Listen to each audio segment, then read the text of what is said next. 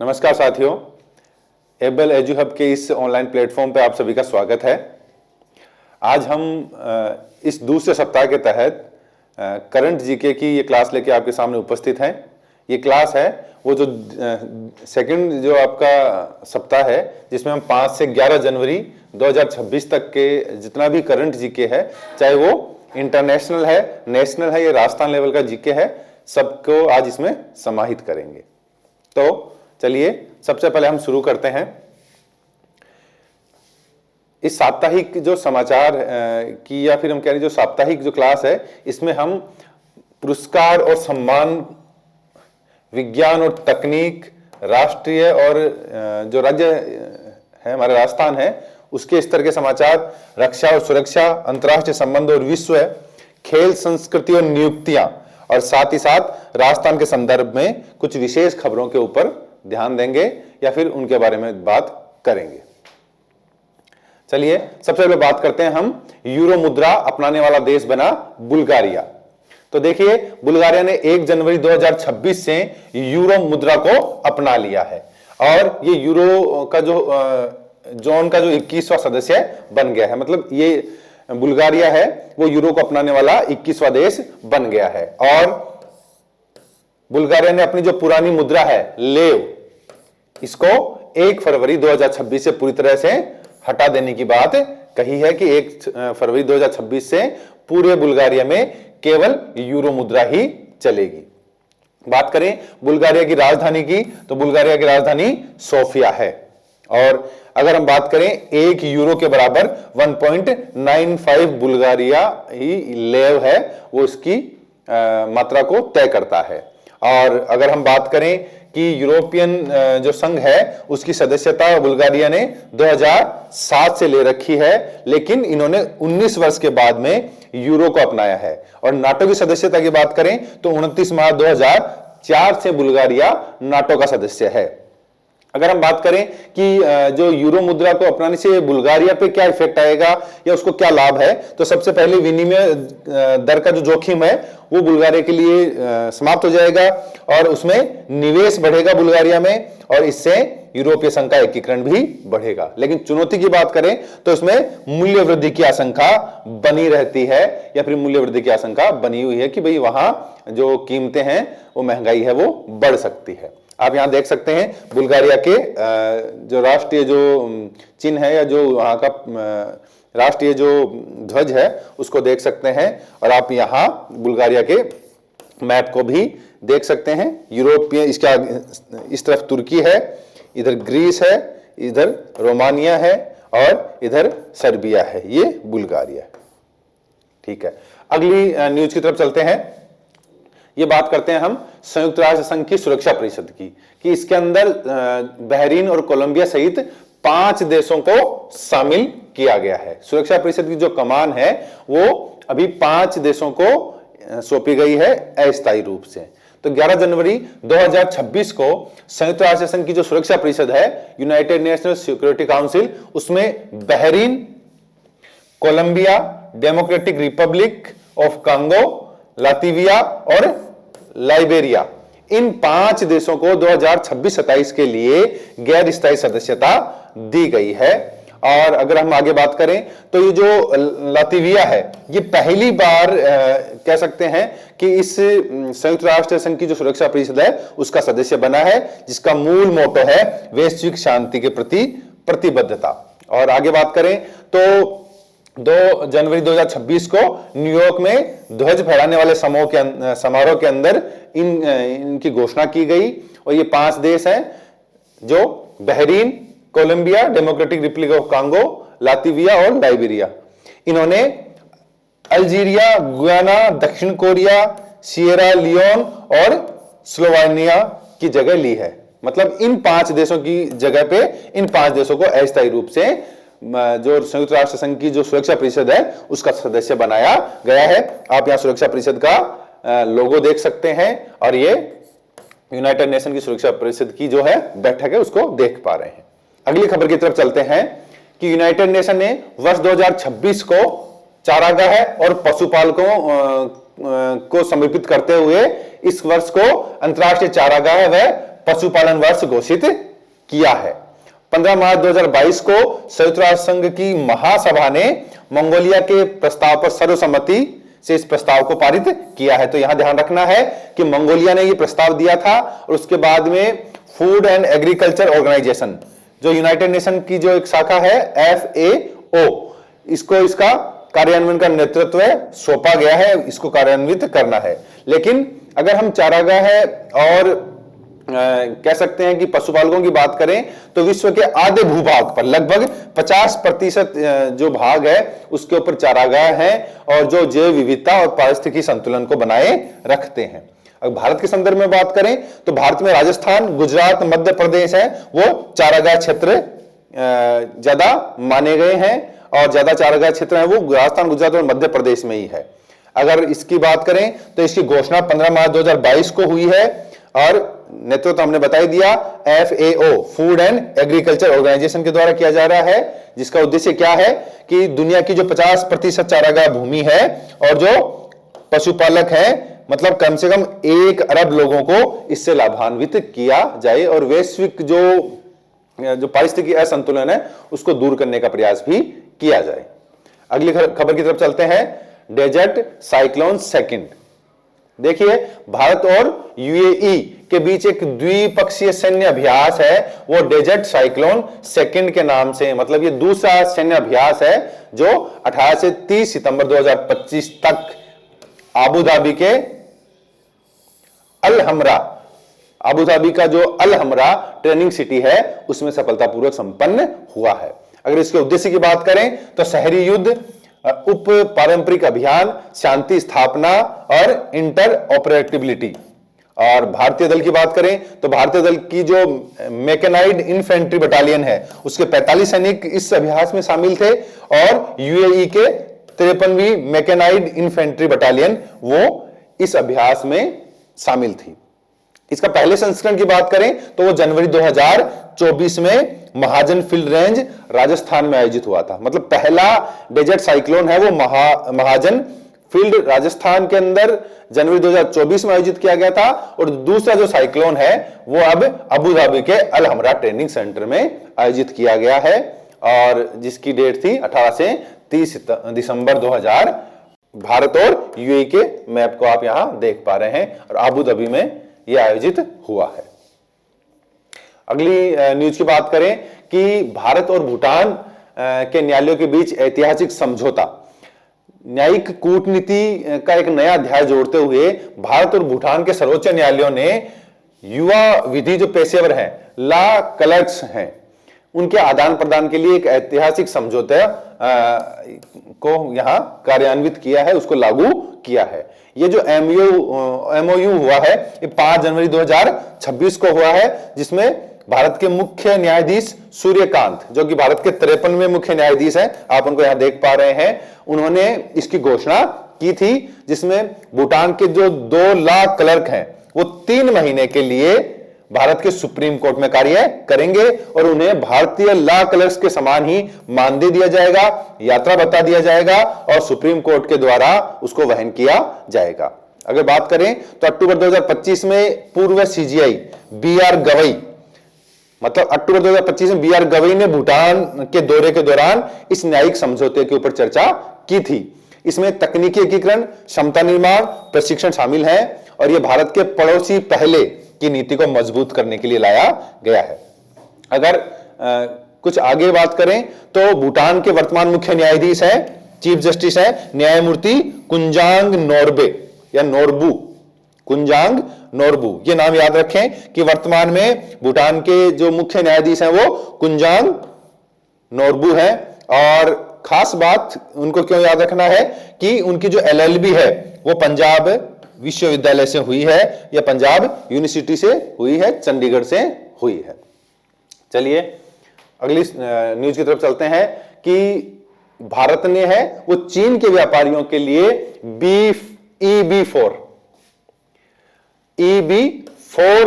जो नामक जो इन्वेस्टमेंट वीजा है उसकी शुरुआत कर दी है। भारत और चीन के व्यापार संबंधों में एक नया डिजिटल वीजा जोड़ा गया है जिसका नाम है EB4।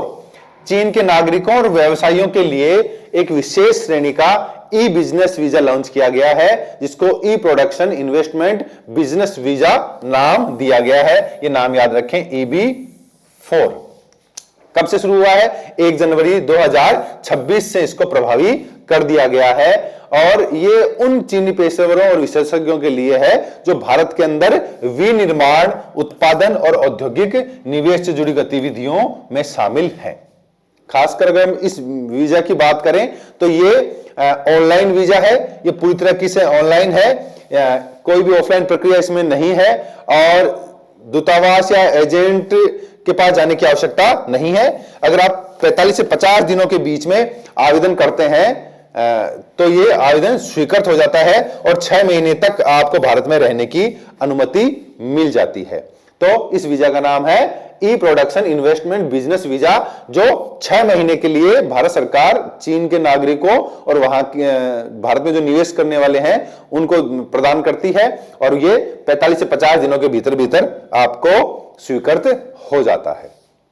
चलिए अगली न्यूज की तरफ चलते हैं कि बांग्लादेश ने जो IPL 2026 है उसको अनिश्चितकालीन प्रतिबंध लागू कर दिया है। अब उसका कारण क्या है उस पर बात करते हैं कि बांग्लादेश की जो अंतरिम सरकार है, वर्तमान में जो अंतरिम सरकार है उसके जो मुख्य कह सकते हैं कि अंतरिम सरकार के प्रमुख जो नेता है वो मोहम्मद यूनुस है। उन्होंने बांग्लादेश की जो सरकार है उसने 5 फरवरी 2026 को पूरे देश में IPL को देखने के ऊपर और उसके प्रसारण के ऊपर प्रतिबंध लागू कर दिया है। और यह कदम उठाया क्यों है? ये इसलिए उठाया है कि कोलकाता नाइट राइडर्स ने उनका जो बांग्लादेशी स्टार तेज गेंदबाज है मुस्तफिजुर रहमान, इस मुस्तफिजुर रहमान को कोलकाता नाइट राइडर्स ने है अपनी टीम से बाहर कर दिया था और उसको टीम से बाहर करने की वजह से अब बांग्लादेश है वो अपने देश में IPL को बैन कर रहा है। T20 वर्ल्ड कप 2026 है वो उसको भारत में मैच खेलने से भी वो इनकार कर रहा है कि हम ये मैच भारत में नहीं खेल के श्रीलंका में खेलना चाहते हैं। अगर भारत के वर्तमान में BCCI के अध्यक्ष की बात करें तो BCCI के अध्यक्ष हैं दिल्ली के पूर्व क्रिकेटर मिथुन मनहास। ये नाम याद रखें मिथुन मनहास का, कि BCCI के वर्तमान जो चेयरमैन है वो मिथुन मनहास है। और अगर बांग्लादेश क्रिकेट बोर्ड के अध्यक्ष की बात करें तो वह है अमीनुल इस्लाम बुलबुल, ये भी नाम आप याद रखें। और अगर बांग्लादेश के खेल मंत्री की बात की जाए तो डॉक्टर आसिफ नजरुल हैं, वो खेल मंत्री भी हैं और उन्होंने सूचना प्रसारण मंत्रालय से ये अपील की थी कि IPL का जो प्रसारण है वो बांग्लादेश में नहीं दिखाया जाए। चलिए अगली न्यूज की बात करते हैं। भारतीय वायुसेना के नए उप प्रमुख एयर मार्शल नागेश कपूर को 1 जनवरी 2026 को भारतीय वायुसेना में नया वाइस चीफ नियुक्त किया गया है। उन्होंने एयर मार्शल नर्मदेश्वर तिवारी का स्थान लिया है और जिन्होंने 40 वर्ष की सेवा के बाद में सेवानिवृत्ति ले ली। मतलब नर्मदेश्वर तिवारी है वो 40 वर्ष की सेवा करके सेवानिवृत्त हो गए हैं, उनके स्थान पे एयर मार्शल नागेश कपूर आए हैं। अगर इनकी शिक्षा की बात करें तो इन्होंने NDA नेशनल डिफेंस अकादमी से शिक्षा ग्रहण की है, 1985 के बैच में थे और इन्हें 6 दिसंबर 1986 को कमीशन किया गया था। इनकी उड़ानों की बात करें तो लगभग 3400 से अधिक घंटे की उड़ान का इन्हें अनुभव है और इन्हें सर्वोत्तम युद्ध सेवा मेडल, परम विशिष्ट सेवा मेडल, अति विशिष्ट सेवा मेडल और वायुसेना मेडल से नवाजा गया है। आप यहां इनको देख सकते हैं, मार्शल नागेश कपूर को, एयर मार्शल नागेश कपूर। चलिए अगली न्यूज पे चलते हैं। जल्लीकट्टू महोत्सव। जब भी जल्लीकट्टू की बात आती है तो हमें सबको पता है कि तमिलनाडु की हम बात जरूर करते हैं। तो जो तमिलनाडु का जो पुडुकोट्टई जिला है, पुडुकोट्टई जो जिला है उसके थायंचकुरिची गांव, इस गांव का नाम याद रखें, थाचनकुरिची। इस गांव में 2026 का जो पहला जल्लीकट्टू महोत्सव है उसको आयोजित किया गया है। यह पारंपरिक सांड वंश खेल है जो पोंगल उत्सव से पूर्व एक सांस्कृतिक धूम के साथ मनाया जाता है। और इस साल का जो पहला जलीकुट्टी महोत्सव है वो 3 जनवरी 2026 शनिवार को मनाया गया और थाचनकुरुची जो पुडुकोट्टई जिला है तमिलनाडु का, वहां मनाया गया। लगभग 900 से अधिक पंजीकृत जो बैल हैं और उनको चलाने वाले जो खिलाड़ी हैं वो 300 से अधिक तामर जिनको कहा जाता है, उन्होंने इसमें भाग लिया। और कह सकते हैं कि जो विशेष बात है वो है कि इसे पुनीता वेन्नुरेप्पी अन्नाई आल्य तिरुविजा के साथ विशेष रूप से मनाया गया है, या वो इसमें शामिल थे। चलिए अगली बात करते हैं, स्लम फ्री शहर की बात करते हैं। तो गुजरात का जो सूरत शहर है, गुजरात के सूरत शहर को 70 से 80 लाख की आबादी की श्रेणी में, देखिए यहां याद रखने वाली बात यही है कि 70 से 80 लाख की जो आबादी की श्रेणी है उसमें भारत का पहला झुग्गी मुक्त शहर बनने की वो कगार पे है या उसकी राह पे है या बनने वाला है। तो गुजरात का जो सूरत शहर है वो 70 से 80 लाख की आबादी की श्रेणी में अभी स्लम फ्री या झुग्गी बस्तियों से फ्री होने वाला है। सूरत नगर निगम ने इन सीटू पुनर्वास मॉडल, देखिए इसको याद रखें, इन सीटू पुनर्वास मॉडल के तहत सभी जो श्रम बस्तियां हैं उनको बहुमंजिला इमारत या आवासों में बदल दिया है। और इसकी बात करें तो यह है 36% से घटकर 5% झुग्गी बस्ती आबादी अभी केवल सूरत में बची है, जिसका लक्ष्य है कि मार्च 2026 तक इसको पूर्णतः स्लम फ्री कर दिया जाए। और इन सिटू रीडेवलपमेंट या पुनर्वास मॉडल की बात करें तो उसी स्थान पर पक्के फ्लैट बना के देना जहां पे इनकी झुग्गी बस्तियां हटाई जा रही हैं। और गुजरात के मुख्यमंत्री की बात करें तो वर्तमान में गुजरात के मुख्यमंत्री हैं भूपेंद्र पटेल हैं। और गुजरात के शहरी विकास मंत्री की बात करें तो कन्नू भाई मोहनलाल देसाई हैं, वो वर्तमान में गुजरात के शहरी विकास मंत्री हैं। अगर हम भारत के पहले स्लम फ्री शहर की बात करें, लेकिन उसकी जनसंख्या 10 लाख तक की है। यहां ये जो श्रेणी है 70 से 80 लाख वाली है, लेकिन भारत का जो पहला शहर है वो भारत का पहला स्लम फ्री शहर है वो चंडीगढ़ को माना जाता है। लेकिन उसमें खास ध्यान रखने वाली बात यही है कि उसकी जो आबादी है वो 10 लाख वाली श्रेणी में आती है, जबकि जो सूरत है वो 70 से 80 लाख वाली श्रेणी में आ रहा है। चंडीगढ़ है वो सितंबर 2025 में स्लम फ्री मान लिया गया था, लेकिन उसकी श्रेणी 10 लाख की आबादी की थी और सूरत की जो श्रेणी है वो 70 से 80 लाख की आबादी की है। आप यहां देख सकते हैं कि 10 लाख की आबादी में है चंडीगढ़ और 70 से 80 लाख की आबादी में सूरत है वो अभी स्लम फ्री या झुग्गी बस्तियों से मुक्त शहर बनने के लिए तैयार हो चुका है। अगली न्यूज की बात करें, बाघों की मृत्यु। वर्ष 2025 में जो बाघ हैं उनकी मृत्यु के संबंध में कुछ डाटा है, उनके बारे में बात करते हैं कि भारत में कुल 166 बाघों की मृत्यु हुई है। 2025 में 166 बाघ भारत में मरे हैं, जिसमें सबसे अधिक मध्य प्रदेश में, उनकी संख्या है 55। यह आंकड़ा 2024 में 126 से 32% अधिक है। मतलब 2024 में 126 बाघों की मौत हुई थी, लेकिन 2025 में 166 बाघों की मौत हुई है, जो कि 32% अधिक है। और इसका प्रमुख कारण है कि ये बाघों की जो बढ़ती आबादी के साथ प्रादेशिक संघर्ष को भी दर्शाता है कि जो राज्य स्तर के ऊपर जो संघर्ष है उनकी वजह से भी ये स्थिति देखी जा सकती है। तो यहां हम देख पा रहे हैं कि सबसे अधिक मध्य प्रदेश में, लेकिन अगर संख्या के मामले में बात करें तो सबसे अधिक मध्य प्रदेश में ही बाघ पाए जाते हैं, लगभग 785। और मरने वालों की सबसे अधिक संख्या भी है वो मध्य प्रदेश में ही है 55। उसके बाद में 38 महाराष्ट्र, 13 केरल और 12 असम में। और अगर हम बात करें तो कुल 31 शावकों की मृत्यु हुई है, जो कि 19% है। किसका 19%? इस 166 का 19% है वो शावक हैं, छोटे बच्चे हैं, वो बाघों के मारे गए हैं या उनकी मृत्यु हुई है। अगर एनटीसीए के बाघ गणना 2022 के डेटा के अनुसार हम देखें तो भारत में 3167 बाघ थे, जो वैश्विक आबादी का 75% है। पूरी दुनिया में जितने बाघ हैं उसके 75% बाघ हैं वो भारत में पाए जाते हैं, और 3167 बाघ थे 2022 के डेटा के अनुसार। और राष्ट्रीय बाघ संरक्षण प्राधिकरण एनटीसीए वन्य जीव संरक्षण अधिनियम 1972 की धारा 38L1 के तहत 2005 में स्थापित वैधानिक निकाय है। अगर हम बात करें एनटीसीए तो राष्ट्रीय बाघ संरक्षण प्राधिकरण है, वो 2005 में स्थापित एक वैधानिक निकाय है और यह प्रोजेक्ट टाइगर का केंद्रीय प्रबंधन करता है। पूरे भारत में जो प्रोजेक्ट टाइगर चलता है उसका प्रबंधन यही एनटीसीए करता है। आप यहां एनटीसीए का लोगो देख सकते हैं, नेशनल टाइगर कंजर्वेशन अथॉरिटी, राष्ट्रीय बाघ संरक्षण प्राधिकरण।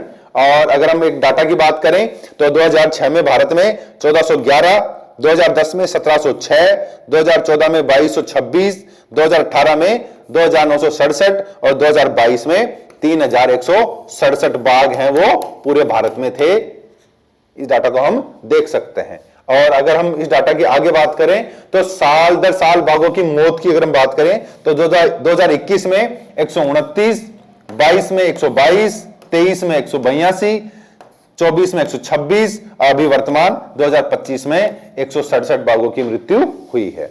और अगर इसमें पूरे देश की बात करें तो भारत के अंदर 3682 बाघ है, नेपाल में बात करें तो 355 है, भूटान में 131, रूस में 586 और बांग्लादेश, थाईलैंड, मलेशिया, चीन, इन सब की स्थिति आप देख सकते हैं। इंडोनेशिया में 393 बाघ आप यहां देख सकते हैं। चलिए अगली न्यूज पे चलते हैं कि भरतनाट्यम नृत्यांगना उर्मिला सत्यनारायण को नृत्य कला निधि पुरस्कार 2025 से सम्मानित किया गया है। प्रसिद्ध भरतनाट्यम की नृत्यांगना है उर्मिला सत्यनारायण, उनको नृत्य कला निधि पुरस्कार 2025 से सम्मानित किया गया है। और यह पुरस्कार मद्रास की जो म्यूजिक अकादमी द्वारा शास्त्रीय नृत्य में उत्कृष्ट योगदान के लिए, शास्त्रीय नृत्य में अपने योगदान के लिए यह पुरस्कार मद्रास म्यूजिक अकादमी के द्वारा दिया गया है और इसकी घोषणा है वो मार्च 2025 में की गई थी। चलिए अगली बात करते हैं। आप यहां देख सकते हैं नृत्य उर्मिला सत्यनारायण को कि उन्हें नृत्य कला निधि पुरस्कार 2025 दिया गया है। अगली बात करें प्रसिद्ध वायलिन आर.के.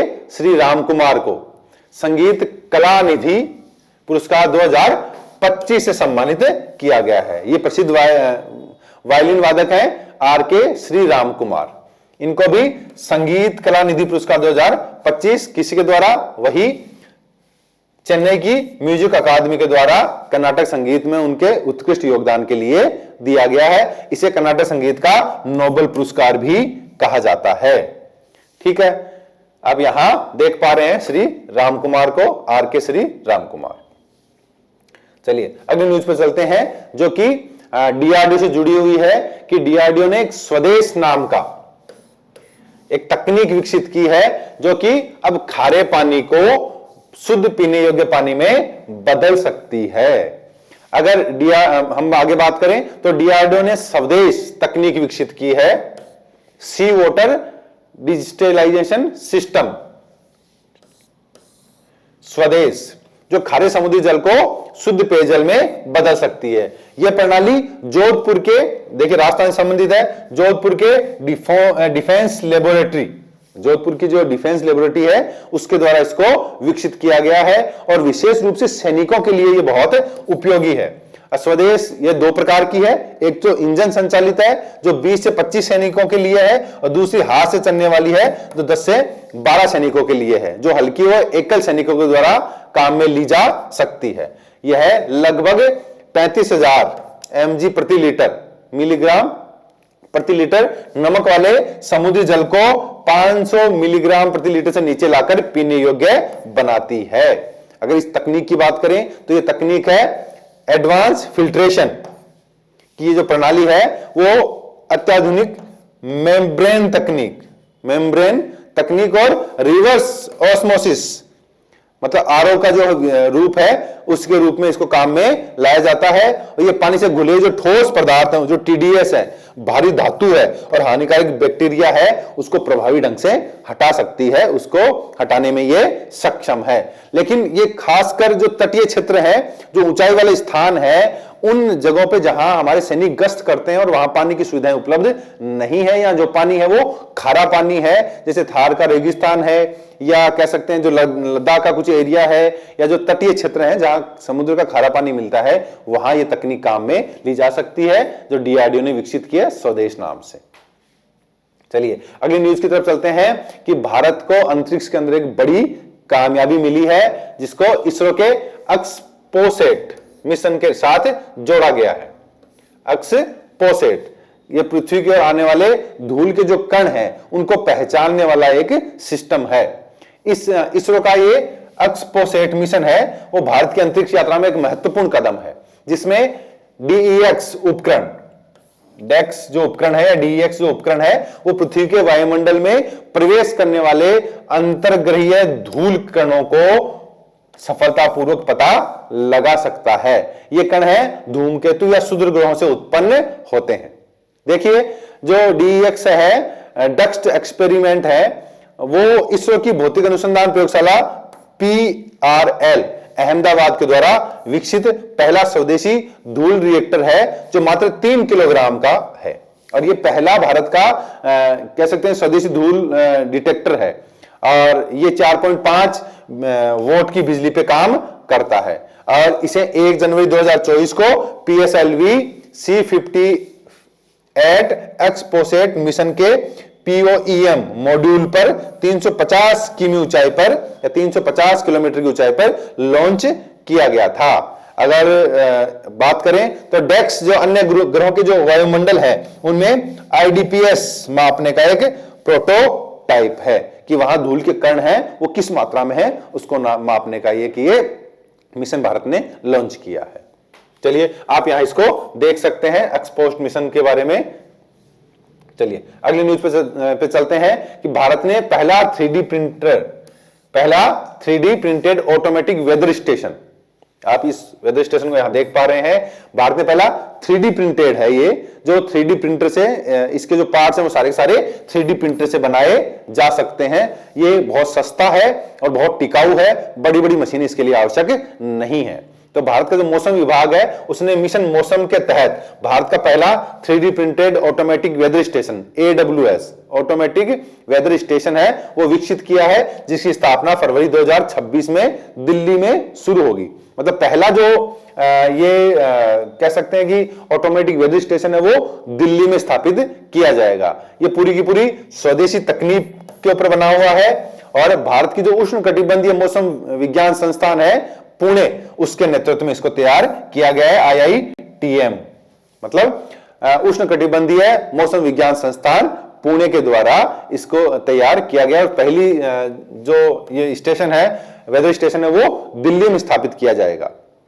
और अगर हम इसको और देखें कि ये प्रिंटर है वो कम लागत में तेज उत्पादन और क्षेत्र विशेष अनुकूलन में ये क्या कर सकता है, उसको संभव बना सकता है। बहुत खर्चीला नहीं है, बहुत सस्ता है, और अगर कोई पार्ट इसका खराब भी हो जाता है तो जो 3D प्रिंटेड की जो टेक्नोलॉजी है 3D प्रिंटर की, उस टेक्नोलॉजी के माध्यम से इसके पार्ट्स नए भी बनाए जा सकते हैं। ठीक है, अगली न्यूज पे चलते हैं, जिसके बारे में बात कर रहे हैं कि कर्नाटक के सबसे लंबे समय तक की सेवा देने वाले मुख्यमंत्री। तो कर्नाटक के मुख्यमंत्री सिद्धरमैया, जो सिद्धरमैया है वो 7 जनवरी 2026 को राज्य के सबसे लंबे समय तक सेवा देने वाले मुख्यमंत्री का रिकॉर्ड उन्होंने अपने नाम कर लिया है। अगर इन रिकॉर्ड के आंकड़ों पे चलें तो जनवरी 7 2026 को वो इस पद पर रहते हुए, इस कार्यकाल के ऊपर रहते हुए उन्होंने ये आंकड़ा हासिल किया है, और उन्होंने कुल 7 साल और 240 दिन तक पहले ऐसे मुख्यमंत्री हैं जो कर्नाटक में उन्होंने 7 साल और 240 दिन का आंकड़ा पार किया है। उससे पहले जो पूर्व के जो डी देवराज थे उन्होंने 7 साल और 239 दिन का आंकड़ा छुआ था, लेकिन अब सिद्धरमैया है वो कर्नाटक के पहले मुख्यमंत्री बन गए हैं जिन्होंने 7 साल और 240 दिन तक कर्नाटक का मुख्यमंत्री का पद ग्रहण किया है। इनका पहला कार्यकाल था वो 2013 से 2018 के बीच में था, और जो अभी द्वितीय कार्यकाल है वो 20 मई 2023 से निरंतर चालू है। अभी वर्तमान में ये कर्नाटक के मुख्यमंत्री हैं, यहां आप सिद्धरमैया को देख सकते हैं। चलिए अगली न्यूज की तरफ चलते हैं कि भारत ने एक नया इतिहास रचा है और धान की पराली से सड़कें बनाने वाला पहला देश बन गया है। अब कह सकते हैं कि बायो बिटुमिन बनाने वाला। अब भारत वाणिज्य स्तर पे, कॉमर्शियल स्तर पे बायो बिटुमिन का उत्पादन करने वाला दुनिया का पहला देश बन गया है। इस तकनीक की सबसे खास बात यह है कि यह बिटुमिन है, सड़क बनाने वाला जो डामर है उसे पूरी तरीके से धान मतलब जो सड़क बनाने वाला जो डामर है उसकी बजाय अब ये पूरी तरीके से धान की पराली से बनाया जाएगा, या कह सकते हैं कि ये बिटुमिन है पूरी तरीके से धान की पराली से तैयार किया जाता है। पहले जो हमारी जो सड़कें थी वो जो क्रूड ऑयल है उसी का एक पार्ट जो लास्ट में बच जाता है वो सड़क बनाने वाला डामर, उससे ये सड़कें बनाई जाती थी। लेकिन अब ये जो बिटुमिन है वो धान की पराली से तैयार किया जाएगा। आप यहां इसको देख सकते हैं कि ये डामर थी लेकिन अब ये धान की पराली से तैयार की जाएगी ये बिटुमिन। ये जो जैव बिटुमिन पायरोलिसिस प्रक्रिया, जैव बिटुमिन पायरोलिसिस की ये जो धान की पराली है उसके कृषि अवशेषों से ये बनाया जाता है। और ये जो पारंपरिक बिटुमेन है इसका ये पर्यावरण अनुकूल विकल्प है, मतलब ये पर्यावरण को नुकसान भी नहीं करता। और जो हरियाणा पंजाब के अंदर जो पराली जलाने की जो समस्या थी उस हरियाणा और पंजाब की पराली जलाने की समस्या का ये एक समाधान भी देखा जा रहा है, जहां पराली से अब बिटुमिन तैयार किया जाएगा। और अब जो क्रूड ऑयल से जो बिटुमिन तैयार किया जाता था, जो डामर तैयार की जाती थी, उसकी आवश्यकता अब नहीं पड़ेगी। और CRRI केंद्रीय सड़क अनुसंधान संस्थान और भारतीय पेट्रोलियम संस्थान ने इस स्वदेशी नवाचार को विकसित किया है। और इससे सड़कों की उम्र तो बढ़ेगी, साथ ही साथ उसके रख रखाव के ऊपर जो लागत आती है, जो पैसा खर्च होता है, उसमें भी पैसा बचाया जा सकता है। और सबसे पहले मेघालय के जो जोराबाट शिलोंग एक्सप्रेस वे है NH40 पर 100 मीटर लंबे परीक्षण खंड में इसका सफल उपयोग हो चुका है। मतलब इस बिटुमिन के द्वारा, इस बायो बिटुमिन के द्वारा सबसे पहले जोराबाट शिलोंग एक्सप्रेस NH40 के ऊपर 100 मीटर की सड़क बना के देख लिया गया है। और ये वेस्ट टू वेल्थ मिशन और विकसित भारत 2047 के लक्ष्यों को मजबूत भी करता है। तो जो हरियाणा और पंजाब की जो पराली जलाने की समस्या थी, उसी समस्या का ये समाधान भारत ने खोज लिया है। और जो सड़कें भारत में पहले पानी या बरसात में टूट जाती थी, उनका भी ये एक विकल्प के रूप में सामने आ रहा है, जिसको बायो बिटुमिन कहा गया है। और भारत दुनिया का ऐसा पहला देश बन गया है। अगली न्यूज के ऊपर चले तो भारत की पहली हाइड्रोजन ट्रेन की हम बात करते हैं। भारत की पहली हाइड्रोजन ट्रेन है, वो ट्रेन चेन्नई की integral coach factory ICF integral coach factory के द्वारा विकसित की गई है। यह ट्रेन हाइड्रोजन फ्यूल सेल तकनीक पर आधारित है। मतलब भारत में पहली जो हाइड्रोजन ट्रेन है वो बन गई है और ये केवल पानी व ऊष्मा का उत्सर्जन करती है। देखिए, इसमें बिजली की आवश्यकता भी नहीं है, इसमें डीजल की आवश्यकता भी नहीं है, और साथ ही साथ ये पर्यावरण को प्रदूषण भी नहीं करती है, पर्यावरण प्रदूषण को भी ये रोकती है। ये केवल पानी और ऊष्मा का उत्सर्जन ही करती है। ये दुनिया की सबसे शक्तिशाली हाइड्रोजन ट्रेनों में से एक है, जिसमें 1200 हॉर्स पावर के इंजन लगे हुए हैं। और इस ट्रेन की अधिकतम गति है वो 110 से 140 किलोमीटर प्रति घंटा है। और ये लगभग 2638 यात्रियों को ले जा सकती है। और हरियाणा के जिंद में इसी हाइड्रोजन ट्रेन को संचालित करने के लिए हरियाणा के जिंद में 1 मेगावाट का इलेक्ट्रोलाइजर हाइड्रोजन उत्पादन स्थापित किया गया है, ताकि इस हाइड्रोजन ट्रेन को चलाया जा सके। 1 मेगावाट का कहां किया गया है? हरियाणा के जिंद में यह हाइड्रोजन उत्पादन स्थापित किया गया है। इस ट्रेन का ट्रायल है वो हरियाणा के जिंद सोनीपत रूट के ऊपर लगभग 89 किलोमीटर पर ये शुरू हुआ है। पहली बार ये किया जा रहा है और जो नॉर्थ रेलवे के दिल्ली डिवीजन के अधीन आता है। और माना जा रहा है कि 26 जनवरी 2026 को इसका ट्रायल है उसको पूर्ण कर लिया जाएगा, इसको ट्रायल के रूप में चला लिया जाएगा। चलिए, कहने का मतलब है कि भारत की पहली हाइड्रोजन ट्रेन है वो जींद से सोनीपत रूट के ऊपर चलाई जाएगी 26 जनवरी 2026 को। चलिए, अगली न्यूज के बारे में बात करते हैं कि भारत के जो गृह मंत्री हैं उन्होंने अंडमान निकोबार जो द्वीप समूह है उसकी अपनी यात्रा के दौरान एक एकीकृत कमांड और कंट्रोल सेंटर का उद्घाटन किया है। केंद्रीय गृह मंत्री कौन है? अमित शाह। इन्होंने अंडमान निकोबार द्वीप समूह की जो अपनी यात्रा थी उसमें पोर्ट ब्लेयर में एक अत्याधुनिक एकीकृत कमांड और कंट्रोल सेंटर का उद्घाटन किया है। यह केंद्र स्मार्ट सिटी मिशन के तहत विकसित किया गया है। याद रखें कि यह जो केंद्र है वो स्मार्ट सिटी मिशन के तहत विकसित किया गया है, जो कि क्या करेगा? जो कि निगरानी प्रणाली, आपदा प्रक्रिया और स्मार्ट इंटीग्रेशन, इन सब को एक साथ ज्वाइंट करते हुए पूरे के पूरे इस क्षेत्र को एक कैसे सर्विलांस में रखेगा, अपनी निगरानी में रखेगा। अगर बात करें तो जो पोर्ट ब्लेयर है वहां वीर सावरकर अंतरराष्ट्रीय हवाई अड्डा भी स्थित है और वहां आईएनएस जरावा नौसैनिक अड्डा है, वो भी भारत का है, वो भी उसी के निकट है। और ये जो एकीकृत कमांड और कंट्रोल सेंटर है वो भी वहीं पोर्ट ब्लेयर में स्थापित किया गया है। आप देख सकते हैं केंद्रीय जो गृह मंत्री हैं अमित शाह, इन्होंने इसका उद्घाटन किया है। आप देख सकते हैं अंडमान निकोबार द्वीप समूह के अंदर ये यहां पोर्ट ब्लेयर है, इस पोर्ट ब्लेयर में ही ये जो है एकीकृत कमांड सेंटर स्थापित किया गया है। अगली बात करें नोएडा के अंदर कि हम नोएडा के अंदर एक एआई क्लिनिक लॉन्च हुआ है। आर्टिफिशियल इंटेलिजेंस का क्लिनिक या स्वास्थ्य सेवाओं के साथ एआई को अब जोड़ दिया गया है। तो उत्तर प्रदेश का जो नोएडा है वो भारत का पहला सरकारी अस्पताल बन गया है जहां एआई क्लिनिक को स्थापित किया गया है या उसका उद्घाटन किया गया है। जो ग्रेटर नोएडा का जो राजकीय आयुर्वेदिक संस्थान है जीआईएमएस में जनवरी 2026 में भारत का पहला सरकारी अस्पताल आधारित एआई क्लिनिक लॉन्च हुआ है।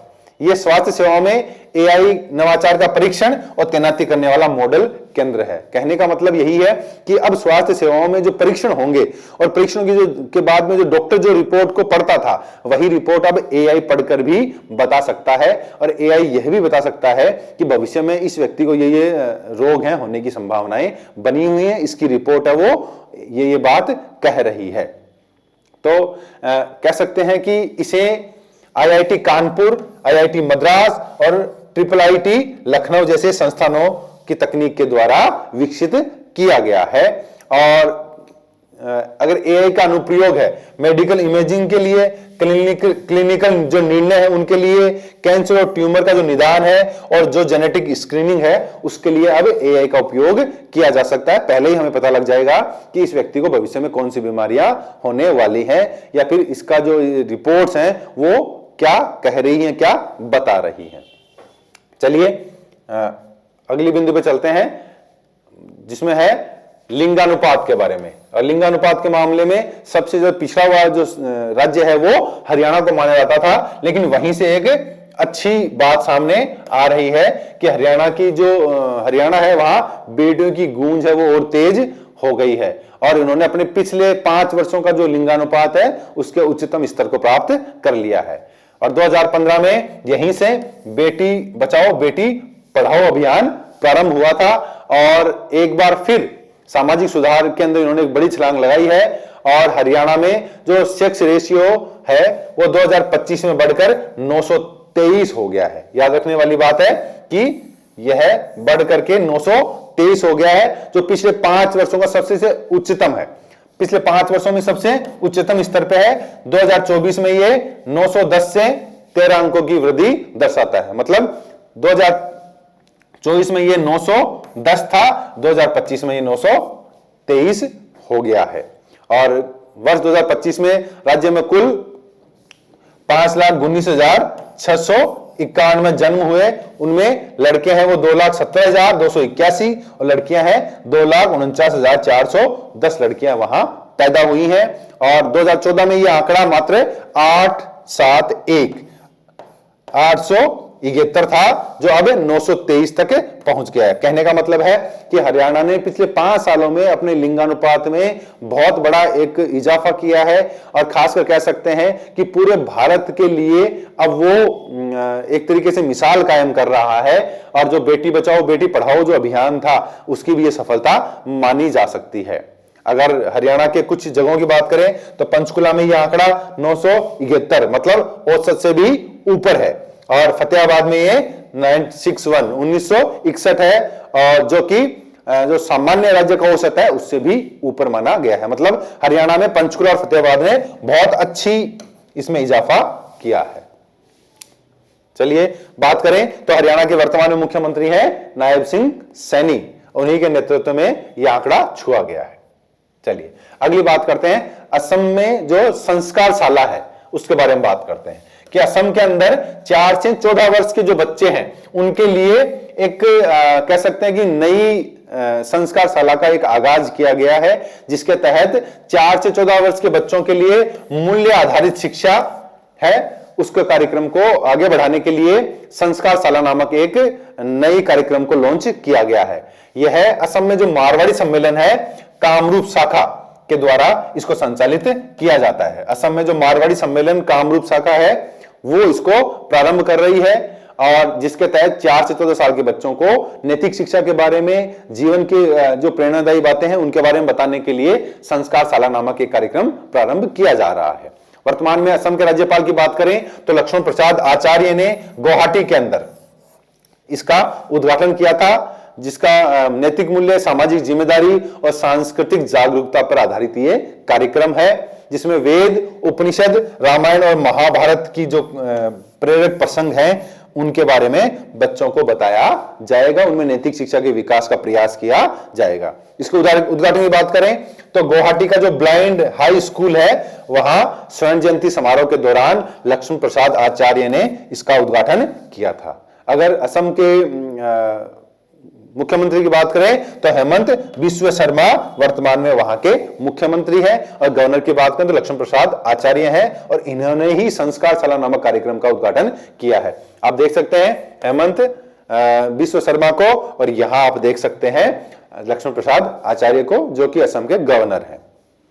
अगली न्यूज के ऊपर चलते हैं कि भारत की जो आयुष प्रणाली है उसको ओमान और न्यूजीलैंड के साथ, भारत की जो आयुष प्रणाली है, नाम याद रखें, आयुष प्रणाली को ओमान और न्यूजीलैंड के साथ हाल ही में एक व्यापारिक समझौते में औपचारिक मान्यता प्राप्त हो गई है। मतलब ओमान और न्यूजीलैंड ने भी भारत की आयुष प्रणाली को औपचारिक रूप से मान्यता प्रदान कर दी है। अगर हम आयुष की बात करें तो आयुष है वो भारत सरकार के मंत्रालय का एक संक्षिप्त रूप है जो पारंपरिक चिकित्सा प्रणाली को बढ़ावा देता है, जिसमें इसका पूरा नाम है, देखिए, ए से आयुर्वेद, और वाई से योगा और नेचुरोपैथी, यू से यूनानी, एस से सिद्ध और एच से होम्योपैथी। मतलब ये जो आयुष है वो शॉर्ट फॉर्म है, और जिसके अंदर आयुर्वेद, योग और प्राकृतिक चिकित्सा, यूनानी, सिद्ध और होम्योपैथी, इन शब्दों के समावेश से ये नाम बना है। और अगर हम बात करें तो जो 2024-25 है उसमें आयुष का जो निर्यात है, मतलब योगा और कह सकते हैं कि यूनानी और आयुर्वेद की जो वस्तुएं हैं या जो औषधियां हैं उनका निर्यात 6.11 से बढ़कर 68.89 मिलियन डॉलर पहुंच गया है। जहां 2024 में ये आयुष का निर्यात में जो बढ़ोतरी हुई है वो 6.11% बढ़ गई है। मतलब क्यों? क्योंकि ओमान और न्यूजीलैंड में भी अभी ये औपचारिक रूप से इसको मान्यता दे दी है, इसलिए जो हमारे निर्यात हैं जो कि क्षेत्र आयुष क्षेत्र के हैं उनमें भी इजाफा देखा जा रहा है। चलिए अगली बात करते हैं कि दिल्ली की सड़कें अब होंगी स्मार्ट। मतलब कहने का है कि अब दिल्ली की सड़कों के ऊपर भी लगेंगे QR कोड। देखिए दिल्ली के जो लोक निर्माण विभाग है, PWD है, दिल्ली लोक निर्माण विभाग है, इसने जनवरी 2026 से सभी जो नई सड़कें हैं उनके ऊपर साइन बोर्ड के ऊपर QR कोड लगाना अनिवार्य कर दिया है। मतलब जो भी साइन बोर्ड होगा उसके दाहिनी ओर ऐसा एक QR कोड लगाना पड़ेगा। उस QR कोड में 10 साल की मतलब उस रोड की है 10 साल की वारंटी रहेगी, और उस QR कोड के अंदर ही उस रोड के बारे में पूरी जानकारी, और कौन किसने उसको बनाया है और कब तक उसकी कह सकते हैं कि डेट डिसाइड की गई है, कब तक उसकी वारंटी है, ये सब चीजें उस QR कोड में स्कैन करके फोन से देखी जा सकती हैं। ये क्यूआर कोड है वो बोर्ड के निचले दाएं कोने में लगाया जाएगा और इससे सड़क सुरक्षा, एक रूपता और रखरखाव में भी सुधार होगा। तो दिल्ली है वो भारत का पहला शहर बन गया है जिसकी सड़कों के ऊपर जो साइन बोर्ड लगे हैं उनके अंदर क्यूआर कोड दिए जाएंगे। चलिए अगली बात करते हैं शिक्षा जगत में भारत का जो वैश्विक शंखनाद है उसके बारे में बात करते हैं कि आईआईटी मद्रास है वो दुनिया का पहला मल्टीनेशनल आईआईटी बनेगा। मल्टीनेशनल आईआईटी से मतलब है कि अब जो आईआईटी मद्रास है उसकी शाखा केवल भारत में ही नहीं दुनिया के अन्य देशों में भी अब आपको मिलेगी। जैसे अमेरिका, ब्रिटेन, दुबई, मलेशिया और जर्मनी जैसे देशों में भी आईआईटी मद्रास की शाखा है वो खुलने जा रही है। और 2 जनवरी 2026 को IITM global research and foundation की शुरुआत की गई है जिसका लक्ष्य दुनिया का पहला बहुराष्ट्रीय आईआईटी बनाना है। विदेश मंत्री डॉक्टर एस जयशंकर ने इसका उद्घाटन किया है और यह पहले अंतर्राष्ट्रीय अनुसंधान, नवाचार, स्टार्टअप सहयोग और शिक्षा के क्षेत्र में वैश्विक नेटवर्क स्थापित करने में हमारी मदद करेगा। कहने का मतलब यही है कि अब आईआईटी मद्रास है उसकी ब्रांचें हैं वो भारत के अलावा भी अमेरिका, ब्रिटेन, दुबई और मलेशिया में खोली जाएंगी। और आईआईटी मद्रास के जो 18 विभाग हैं, 15 उत्कृष्ट केंद्र है और 650 जो संकाय सदस्यों की क्षमता का अब वैश्विक उपयोग किया जाएगा। मतलब कि अब केवल आईआईटी मद्रास के बच्चे हैं वो केवल यही एक इस ब्रांच में ही नहीं उसके साथ साथ ब्रिटेन, दुबई, मलेशिया और अमेरिका की ब्रांचों के बच्चों के साथ भी कन्वर्सेशन कर सकते हैं, उनके साथ भी वो नए नवाचार को बढ़ावा दे सकते हैं। चलिए आगे बात करते हैं कि 22वां जीआई टैग राजस्थान की जो नागौरी अश्वगंधा है। देखिए बड़ी इंपॉर्टेंट न्यूज है कि राजस्थान की जो नागौरी अश्वगंधा है उसको 22वां जीआई टैग प्रदान किया गया है भारत सरकार के द्वारा। अगर हम बात करें तो जो राजस्थान का जो नागौर जिला है वहीं पे नागौरी जो अश्वगंधा है उसको जनवरी 2026 में भारत सरकार के वाणिज्य मंत्रालय के द्वारा भौगोलिक संकेतक जीआई टैग प्रदान किया गया है। ये राज्य का 22वां कह सकते हैं जीआई प्रमाणित उत्पादन बन गया है। अब नागौरी अश्वगंधा है 22वां बन गया है। और अगर इससे पहले की अगर हम बात करें तो जो 21वां है ये कह सकते हैं कि वो भी राजस्थान से नागौरी मेथी के संबंध में था और ये 22वां है नागौरी अश्वगंधा के संबंध में है। और इसकी खास बात क्या है, विदेना लाइड्स मतलब नागौरी जो अश्वगंधा है उसमें विदेना लाइड्स की जो मात्रा है वो अन्य किस्मों की तुलना में अधिक है जो तनाव को कम करती है और रोग प्रतिरोधक क्षमता को भी बढ़ाती है।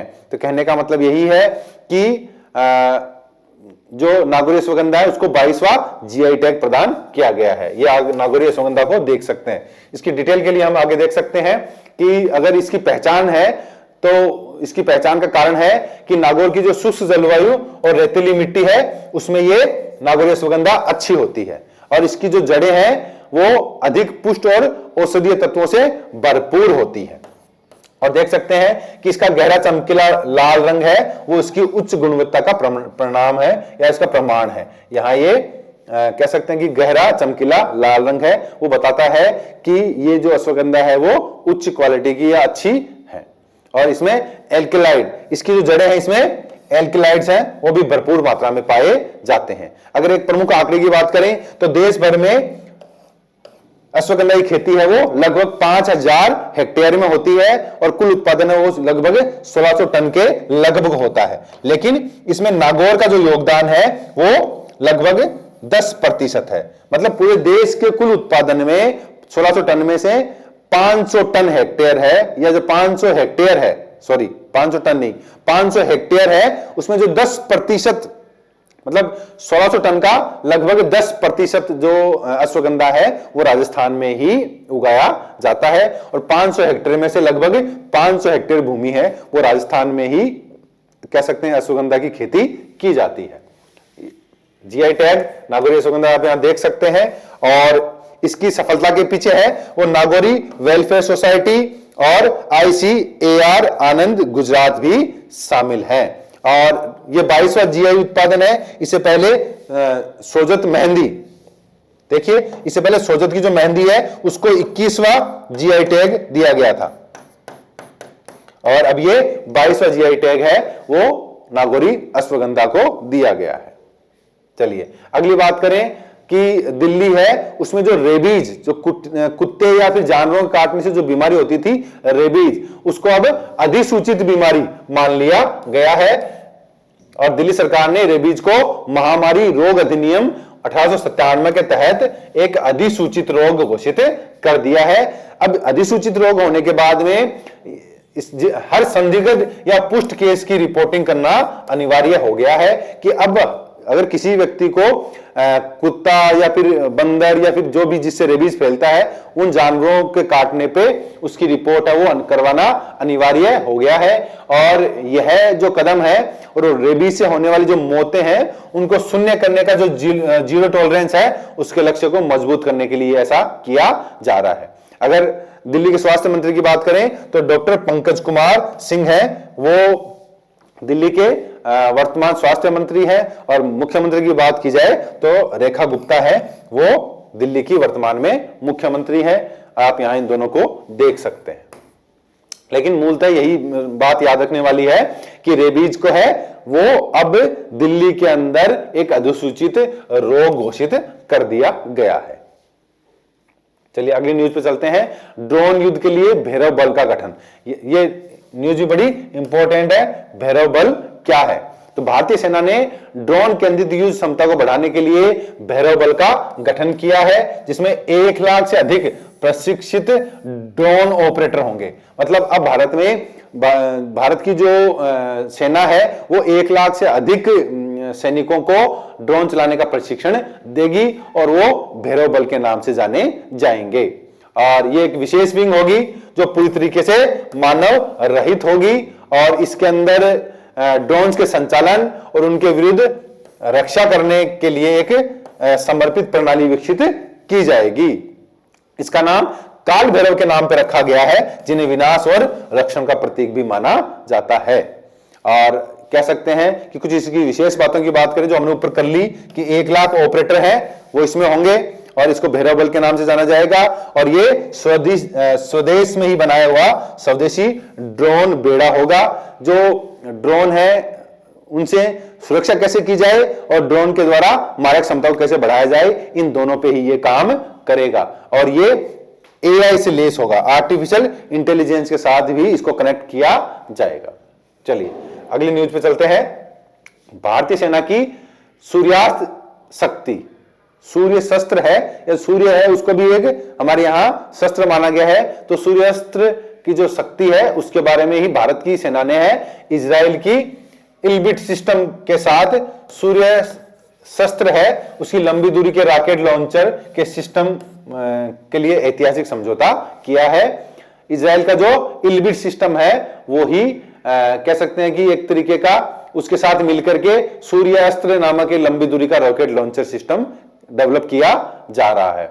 ये इसकी आपातकालीन खरीद है वो पुणे की एनआईबी लिमिटेड के सहयोग से लगभग 293 करोड़ की डील यहां साइन हुई है। और कह सकते हैं कि ये जो रॉकेट लॉन्चर है वो अपनी सटीकता के लिए जाना जाता है, और ये जो है वो इसे गाइडेड रॉकेट माना जाता है कि जहां इसको डालने के लिए निर्देश दिए गए हैं वो सटीक जाके वहीं मार करता है। चलिए अगली बात करते हैं, अगली न्यूज पे चलते हैं। Year of networking and data centricity, या कह सकते हैं सेंट्रिसिटी। भारतीय सेना ने वर्ष 2026 को नेटवर्किंग और डेटा केंद्रीयता, डेटा सेंट्रिसिटी का जो वर्ष है वो घोषित किया है। भारत की सेना ने वर्ष 2026 को नेटवर्किंग एंड डेटा सेंट्रिसिटी जो है दिवस या कह सकते हैं साल के रूप में मनाया जा रहा है या उसके रूप में घोषित किया है। थल सेना अध्यक्ष जनरल उपेंद्र द्विवेदी, आप यहां उपेंद्र द्विवेदी को देख पा रहे हैं। इन्हीं की पहल के ऊपर आधुनिक युद्ध क्षेत्र के लिए डिजिटल एकीकरण और रियल टाइम निर्णय लेने की क्षमता को बढ़ाने के लिए ही ये है year of networking and data centricity है, वो कह सकते हैं, उसको 2026 को घोषित किया गया है। अब जो इसका फोकस क्षेत्र है वो है बहुक्षेत्रीय अभियान समन्वय के लिए, एआई संचालित निर्णय प्रक्रिया के लिए, साइबर युद्ध और सूचना युद्ध की तैयारी के लिए तीनों सेनाएं, चाहे नौसेना हो, चाहे वायुसेना हो, चाहे हमारी थल सेना हो, इन तीनों को मिलाकर के नेटवर्किंग और डाटा केंद्रीयता या डाटा सेंट्रिसिटी के लिए एक ही जगह पे इन तीनों को ला करके एक तरीके की कार्य योजना बनाने का ये ईयर इन्होंने घोषित किया है कि इस साल में हम इस क्षेत्र में काम करेंगे और तीनों सेनाओं को एक साथ जोड़ करके नेटवर्किंग और कह सकते हैं कि जो डाटा है वो पूरा पूरा एक जगह कंबाइंड करके उसके द्वारा जो अच्छे परिणाम प्राप्त किए जा सकते हैं उस पर काम करेंगे। चलिए अगली न्यूज पे चलते हैं। खेलो इंडिया बीच गेम 2026 जो कि कहां आयोजित हुए हैं, केंद्र शासित प्रदेश दीव, दमन और दीव। उसमें दीव का जो प्रसिद्ध घोंगला बीच है उसके अंदर या उस घोंगला बीच के ऊपर खेलो इंडिया बीच गेम 2026 है, उनकी शुरुआत हुई है, उस महाकुंभ की शुरुआत हुई है। 5 से 10 जनवरी 2026 के बीच में ये जो घोंगला बीच है उसके ऊपर ये दूसरा संस्करण है। किसका? खेलो इंडिया बीच गेम का ये दूसरा संस्करण है। पहला संस्करण भी यहीं पे ही आयोजित किया गया था। अब अगर इसकी बात करें तो भारतीय जो केंद्रीय खेल मंत्रालय है और केंद्र शासित प्रदेश प्रशासन है उसके संयुक्त तत्वाधान में यह आयोजित किया गया है और ये भारत में ब्लू इकोनॉमी और बीच टूरिज्म को भी बढ़ावा देता है। मुख्य रूप से जो दीव का घोंगला बीच है वो अपनी स्वच्छता और नीले पानी के लिए ब्लू फ्लैग का प्रमाण भी प्राप्त कर चुका है। उसको ब्लू फ्लैग का कह सकते हैं कि सर्टिफिकेट भी मिला हुआ है। लगभग भारत के सारे ही 28 राज्य और 8 केंद्र शासित प्रदेश हैं, उन्होंने इसके अंदर भाग लिया है और इसका उद्घाटन है वो जम्मू कश्मीर के उपराज्यपाल मनोज सिन्हा ने किया था। कब? 5 जनवरी को, 5 से 10 जनवरी के बीच में ये वहां आयोजित, दीव में आयोजित किया गया है। इसके शुभंकर की बात करें तो पर्ल डॉल्फिन, आप यहां देख पा रहे हैं, ये जो पर्ल नामक जो डॉल्फिन है वो इसकी शुभंकर थी। और जो खेलो इंडिया बीच गेम 2026 है इसका दूसरा संस्करण में कर्नाटक ने कुल मिलाकर प्रथम स्थान प्राप्त किया है। मतलब सबसे अधिक जो मेडल हैं वो कुल 11 मेडल कर्नाटक ने प्राप्त किए हैं, जिनमें 3 स्वर्ण, 2 रजत और 6 कांस्य हैं। मतलब 1 नंबर पे कर्नाटक रहा है। और याद रखने वाली बात है ये इस गेम का दूसरा संस्करण है। पहला संस्करण भी यही घोंगला बीच के ऊपर ही दीव के अंदर आयोजित किया गया था और इस द्वितीय संस्करण का जो उद्घाटन है वो मनोज सिन्हा ने किया है, जो 5 से 10 जनवरी के बीच में आयोजित हुआ है। चलिए अगली न्यूज के ऊपर चलते हैं। 44वीं national kho kho championship, 44वीं junior national kho kho championship के बारे में बात करते हैं, जो 31 दिसंबर से 4 जनवरी तक बेंगलुरु के गुंजूर अटल बिहारी वाजपेयी स्टेडियम में आयोजित हुई है। जहां कर्नाटक का जो बेंगलोर शहर है उसके अंदर जो गुंजूर अटल बिहारी वाजपेयी स्टेडियम है वहां पे 44वीं junior national kho kho championship आयोजित की गई थी 4 जनवरी 2026 तक, 31 से 4 जनवरी तक। और इसमें अगर बात करें तो लड़कों का जो खिताब है वो कर्नाटक ने जीता महाराष्ट्र को हरा करके, और लड़कियों का जो खिताब है वो महाराष्ट्र ने जीता उड़ीसा को हरा करके। इसका उद्घाटन है वो कर्नाटक के पूर्व मंत्री एच नागेश ने किया था। याद रखें, पूर्व मंत्री एच नागेश ने किया था। और लड़कों का खिताब है वो कर्नाटक ने जीता है, लड़कियों का खिताब महाराष्ट्र ने जीता है। और अगर हम भारतीय खो खो महासंघ के अध्यक्ष की बात करें तो सुधांशु मित्तल है, वो भारतीय खो खो महासंघ के अध्यक्ष हैं। और कर्नाटक खो खो संघ के अध्यक्ष की बात करें तो लोकेश्वर है, वो कर्नाटक खो खो संघ के अध्यक्ष हैं। और आप यहां भारतीय खो खो जो फेडरेशन है उसके लोगों को देख सकते हैं। और ये 44 जूनियर नेशनल है, उसमें गर्ल्स के अंदर महाराष्ट्र चैंपियन रहा और बॉयज के अंदर कर्नाटक चैंपियन रहा। इसको याद आप रख सकते हैं। चलिए अगली न्यूज की तरफ बढ़ते हैं। जनवरी के महत्वपूर्ण दिनों की बात करते हैं तो 5 जनवरी को राष्ट्रीय पक्षी दिवस, 6 जनवरी को विश्व अनाथ दिवस, 6 जनवरी को गुरु गोविंद सिंह जी की जयंती, और कह सकते हैं कि अफ्रीकी राष्ट्रीय कांग्रेस की स्थापना वो 8 जनवरी को हुई। पृथ्वी का घूर्णन दिवस भी 8 जनवरी को मनाया जाता है। 9 जनवरी को प्रवासी भारतीय दिवस और 10 जनवरी को विश्व हिंदी दिवस के रूप में हम मनाते हैं, जिसकी डिटेल हम आगे देखेंगे। चलिए अब बात करते हैं राजस्थान की DG fest try global summit 2026 की। देखिए ये कुछ राजस्थान से जुड़ी हुई प्रमुख न्यूज हैं जिनके हम बारे में बात करते हैं कि राजस्थान का DG fest try global summit है 2026 है, वो रविवार को मतलब कह सकते हैं कि 2026 है, वो राजस्थान को आईटी हब बनाने के लिए इसका आयोजन किया गया। और श्री जो भजनलाल जी थे जो मुख्यमंत्री हैं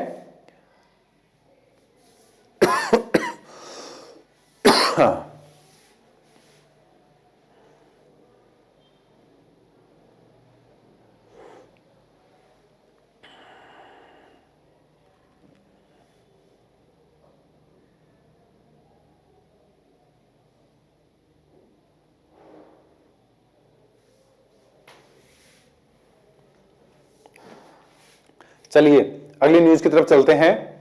बात करते हैं सांभर झील के अंदर जो पहुंचे हुए जो बर्ड है जिनको फ्लेमिंगो कहते हैं, उनके बारे में बात करते हैं। देखिए राजस्थान की सबसे बड़ी खारे पानी की जो झील है वो सांभर झील को माना जाता है, लेकिन आजकल वो पूरी की पूरी गुलाबी हो गई है। उसका कारण क्या है? उसका कारण है ये फ्लेमिंगो बर्ड जो कि सांभर के अंदर पहुंचे हैं। वैसे कह सकते हैं कि ये जो फ्लेमिंगो है ये हजारों किलोमीटर दूर साइबेरिया और कच्छ के रण से यहां आते हैं और कह सकते हैं कि आमतौर पर जब भी सांभर के अंदर पानी की कमी होती है तब ये जो फ्लेमिंगो है वो यहाँ पे आते हैं। लेकिन इस बार देखा गया कि पानी का स्तर भी अच्छा है, फिर भी ये जो फ्लेमिंगो है यहाँ मौजूद है और 230 वर्ग किलोमीटर में पूरी की पूरी सांभर झील फैली हुई है। और इसी की वजह से कह सकते हैं कि इन फ्लेमिंगो बर्ड की वजह से जो सांभर झील है वो पूरी की पूरी गुलाबी नजर आती है। तो आप याद रखें कि सांभर झील में कौन से पक्षी फ्लेमिंगो पहुंचे हुए हैं और ये कहां से आते हैं? ये दूर साइबेरिया और कच्छ के रण से यहां आते हैं।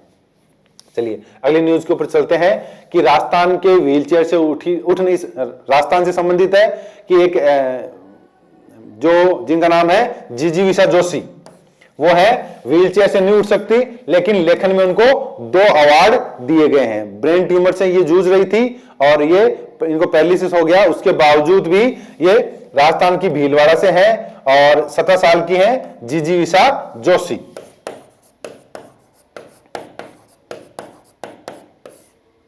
जिजीविषा जोशी, इनको लेखन के अंदर 2 अवार्ड दिए गए हैं। जो सबसे कम उम्र की जो प्रेरणादायक लेखिका है वो अब बन गई है। इनको जो 2 अवार्ड दिए गए हैं उसमें एक तो है देश रत्न अवार्ड और दूसरा है इंडियन ग्लोरी अवार्ड। देश रत्न अवार्ड और इंडियन ग्लोरी अवार्ड राजस्थान से संबंधित है, लेकिन नाम याद रखना है भीलवाड़ा की लड़की का बेटी का नाम है जिजीविषा जोशी और इनको 2 लेखन के प्रतिष्ठित अवार्ड मिले हैं, देश रत्न अवार्ड और इंडियन ग्लोरी अवार्ड। चलिए अगले न्यूज पे चलते हैं कि रविवार को भिवाड़ी में, राजस्थान के भिवाड़ी में the infra and industrial conclave 2026 अवसर, चुनौतियां और अवार्ड्स का आयोजन किया गया। भिवाड़ी में अब याद रखने वाली बात यही है कि भिवाड़ी में the infra and industrial conclave 2026 को आयोजित किया गया है और ये किसके द्वारा आयोजित किया गया है? ये फर्स्ट इंडिया न्यूज के द्वारा आयोजित किया गया है और यहाँ पर्यावरण मंत्री हैं जो आप उनको देख पा रहे हैं, केंद्रीय पर्यावरण मंत्री भूपेंद्र यादव यहाँ उपस्थित थे और फर्स्ट इंडिया के जो सीएमडी हैं डॉक्टर जगदीश चंद्रा वो भी यहाँ उपस्थित हैं। डॉक्टर जगदीश चंद्रा और पर्यावरण मंत्री आप यहाँ देख पा रहे हैं। चलिए अगली न्यूज के ऊपर चलते हैं जो जुड़ी हुई है तमिलनाडु के साथ कि तमिलनाडु के अंदर एक सिल्बम 2000 वर्ष पुरानी इनकी एक कला है सिल्मबम। ये जो तमिलनाडु का प्राचीन पारंपरिक युद्ध कला है जो बांस की लाठी के उपयोग करके खेला जाता था और यह जो कला है ये संगम साहित्य में भी इसका उल्लेख मिलता है और ये भगवान मुर्गन को समर्पित है। आप यहाँ सिलवबम जो कला है इसको देख पा रहे हैं, लाठी के उपयोग से ये खेली जाती थी। तो याद रखने वाली बात यही है कि तमिलनाडु की जो प्राचीन कला है जिसमें भगवान मुर्गन को ये समर्पित है और संगम साहित्य में जिसका उल्लेख मिलता है उसका नाम है सिलवबम कला। चलिए अगली न्यूज के ऊपर चलते हैं, कांस फेस्टिवल के बारे में और बिहार की जो बेटी है उसके संदर्भ में ये न्यूज है कि रेणु पासवान जो बिहार के एक सामाजिक कार्यकर्ता है उस जो the voice for no voice पहल के माध्यम से पिछड़े वर्गों विशेषकर पासवान समुदाय और महिला सशक्तिकरण के लिए काम ये करती हैं। ये मुजफ्फर के बिहार के मुजफ्फर की रहने वाली है और इन्हें संयुक्त राष्ट्र के सतत विकास लक्ष्यों खासकर लिंग समानता पर आधारित जागरूकता अभियान चलाने के लिए इनको कह सकते हैं कि प्रसिद्धि प्राप्त हुई है और इन्हें ही अब जो कान फिल्म महोत्सव है 2026 उसमें रेड कारपेट पे चलने का विशेष निमंत्रण प्राप्त हुआ है। आप यहां इनको देख सकते हैं जिनका नाम है रेणु पासवान और ये बिहार से हैं। चलिए अगली न्यूज के ऊपर चलते हैं, Rajasthan regional AI impact conference 2026। Rajasthan ने 6 जनवरी 2026 को जयपुर में, देखिए जयपुर में रीजनल एआई इंपैक्ट कॉन्फ्रेंस 2026 का आयोजन किया है और कह सकते हैं कि ये 15 से 20 फरवरी 2026 को जो भारत के स्तर पे इंडिया एआई इंपैक्ट समिट 2026 जो आयोजित होगा उसकी तैयारी के रूप में ये 6 जनवरी को जयपुर में आयोजित की गई है। आप यहां देख सकते हैं Rajasthan regional AI impact conference 2026 जिसका नारा है एआई सबकी पहुंच में सबके लिए। याद रखें एआई सबकी पहुंच में सबके लिए। और देख सकते हैं कि यहां इस मुख्य अतिथि के रूप में श्री अश्विनी वैष्णव जो कि माननीय केंद्रीय मंत्री है इलेक्ट्रॉनिक्स एवं सूचना प्रौद्योगिकी भारत सरकार, और राजस्थान के मुख्यमंत्री श्री भजनलाल शर्मा विशिष्ट अतिथि है। वो राजस्थान के कह सकते हैं कि सूचना प्रसारण एवं संचार मंत्री कर्नल राज्यवर्धन सिंह राठौड़ और विशेष अतिथि श्री जितेंद्र प्रसाद शर्मा केंद्रीय राज्य मंत्री इलेक्ट्रॉनिक एवं सूचना प्रौद्योगिकी भारत सरकार यहां उपस्थित थे। इसी समय में यह कह सकते हैं इसी कार्यक्रम के दौरान राजस्थान एआई और एमएल पॉलिसी 2026 भी लॉन्च की गई है जो शासन नवाचार और रोजगार पर केंद्रित है और युवा एआई कार्यक्रम शुरू किया गया है और 1 करोड़ युवाओं को एआई कौशल का प्रशिक्षण देने के लिए भी ये योजना प्रारंभ की गई है। इस कॉन्फ्रेंस को आयोजित किया गया है और ये जो पॉलिसी है 2026 उसमें 1 करोड़ युवाओं को एआई की ट्रेनिंग देने का लक्ष्य निर्धारित किया गया है। आप यहां इसका लोगो देख सकते हैं जिसके नीचे लिखा हुआ है सर्वजन हिताय सर्वजन सुखाय और इस कॉन्फ्रेंस का जो वाक्य था, मूल वाक्य वो था एआई सबकी पहुंच में सबके लिए। चलिए अगली न्यूज पे चलते हैं, भारत का पहला स्वदेशी प्रदूषण नियंत्रण जहाज, भारत का पहला स्वदेशी प्रदूषण नियंत्रण जहाज जिसको ICGS समुद्र प्रताप भारतीय तट रक्षक बल का सबसे बड़ा ये पहला स्वदेशी प्रदूषण नियंत्रण जहाज है जिसका नाम है ICG पॉल्यूशन कंट्रोल या इसको कहते हैं समुद्र प्रताप, ICGS समुद्र प्रताप। इस नाम को याद रखें। यह गोवा शिपयार्ड लिमिटेड के द्वारा निर्मित किया गया है और नवंबर 2025 में इसको कमीशन किया गया है, मतलब भारतीय सेना को इसको सौंपा गया है। ये क्या करेगा, ये तेल के रिसाव, समुद्री जो प्रदूषण है उसकी प्रतिक्रिया, अग्निशमन और हेलीकॉप्टर हैंगर के साथ तटीय सुरक्षा के लिए डिजाइन किया गया है और इसमें 60% से अधिक ये स्वदेशी टेक्निक पे स्वदेशी सामग्री के द्वारा इसको तैयार किया गया है। आप यहां देख सकते हैं भारतीय रक्षा मंत्री इस समुद्र प्रताप को है वो कमीशन कर रहे हैं या नवंबर 2025 में इन्होंने भारतीय नौसेना को इसको सौंपा है।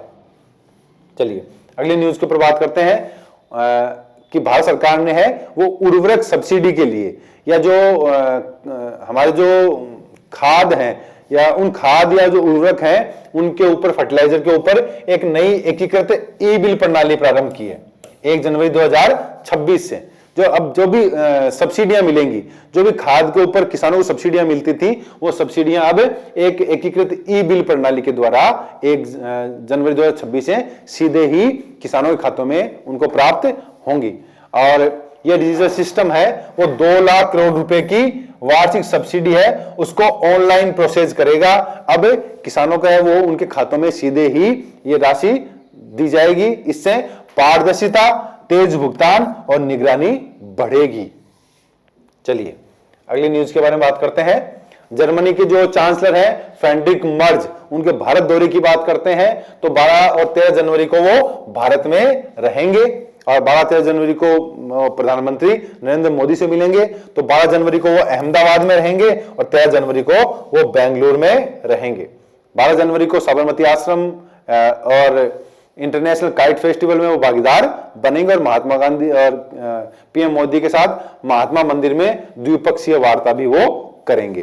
तो ध्यान रखने वाली बात यही है कि जर्मन जो चांसलर है फ्रेडरिक मर्ज, वो 12 और 13 जनवरी को और भारत में रहेंगे और भारत और जर्मनी के जो 25 वर्ष के जो संबंध हैं, उन संबंधों को भी और प्रगाढ़ करने की दिशा में ये महत्वपूर्ण कदम माना जा रहा है। अगले न्यूज के ऊपर चलते हैं। चिनाब पर हाइड्रो प्रोजेक्ट की ये आप तस्वीर देख पा रहे हैं कि श्रीनगर के अंदर जो चिनाब नदी है उसके ऊपर किरू और कुवार हाइड्रो प्रोजेक्ट की ये पहली तस्वीर है। ये प्रोजेक्ट है वो सिंधु जल नदी संधि को 2025 में स्थगित करने के बाद तेजी से आगे बढ़ाया जा रहा है। इससे बिजली उत्पादन भी होगा। याद रखने वाली बात यही है कि चिनाब नदी के ऊपर ये किरू और कुवार हाइड्रो प्रोजेक्ट है वो चल रहा है, वो चिनाब नदी के ऊपर चल रहा है और सिंधु जल नदी का जो समझौता है उसको समाप्त करने के बाद में इसकी उपयोगिता बढ़ जाती है। चलिए अगली न्यूज की तरफ चलते हैं कि देश में पहली जो सैन्य छावनी के बाहर जयपुर में जो सेना दिवस है वो मनाया जा रहा है। वो है 78वां सेना दिवस, जो कि 15 जनवरी 2026 को जयपुर में मनाया जाएगा। ये देश में पहली बार ऐसा हुआ है कि सैन्य छावनी के बाहर इसको आयोजित किया जा रहा है। जो सेना की जो परेड है वो किसी भी सैन्य छावनी के बाहर की जा रही है। और आप इसको देख सकते हैं कि 8 से 12 जनवरी में अपनी सेना को जानने ये प्रदर्शनी आयोजित की जाएगी भवानी निकेतन में, जयपुर की जो भवानी निकेतन कॉलेज है वहां। और 9, 11 और 13 जनवरी को सेना दिवस परेड की जो रिहर्सल है वो आयोजित की जाएगी महल रोड के ऊपर। और सूर्य संध्या के रूप में सवाई मानसिंह स्टेडियम में 10 और 15 जनवरी को कार्यक्रम आयोजित किया जाएगा। और सेना दिवस की जो परेड है, जो मुख्य परेड है, वो 15 जनवरी को महल रोड पे प्रातः 10 बजे से दोपहर 12:15 बजे तक या 12:25 तक आयोजित की जाएगी। लेकिन याद रखने वाली बात यही है कि यह 78वां सेना दिवस है, जो कि देश में पहली बार सैन्य छावनी के बाहर मनाया जा रहा है जयपुर में।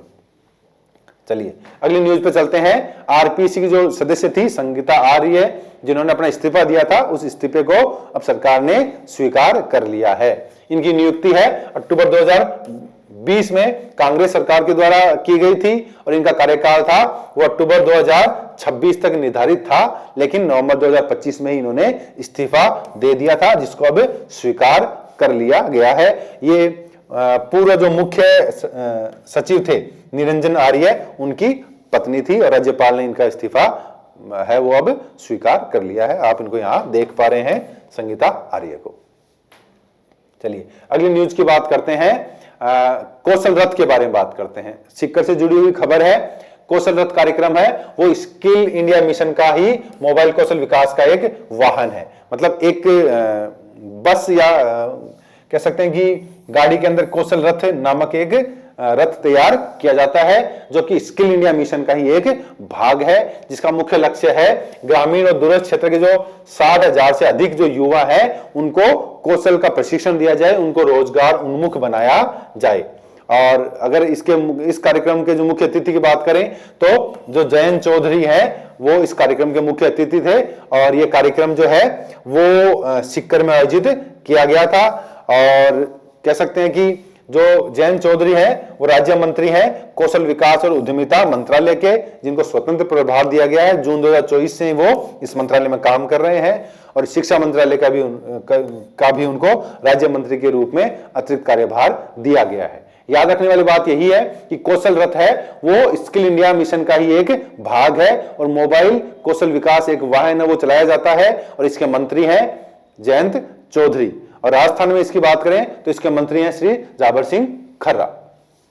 चलिए आगे नई बात करते हैं, नए टॉपिक पे बात करते हैं कि अब एआई वाला खिलौना पेट घरेलू रोबोट करेगा किचन के सारे काम। अब ये क्यों कहा जा रहा है, यहां मूलतः जो ये न्यूज है वो है CES 2026 से जुड़ी हुई कंज्यूमर इलेक्ट्रॉनिक्स शो, दुनिया का सबसे बड़ा उपभोक्ता इलेक्ट्रॉनिक प्रदर्शनी, जिसके अंदर एआई वाले खिलौना पेट घरेलू रोबोट इन सब का या किचन के जो सारे इक्विपमेंट है उन सब की प्रदर्शनी लगाई जाती है।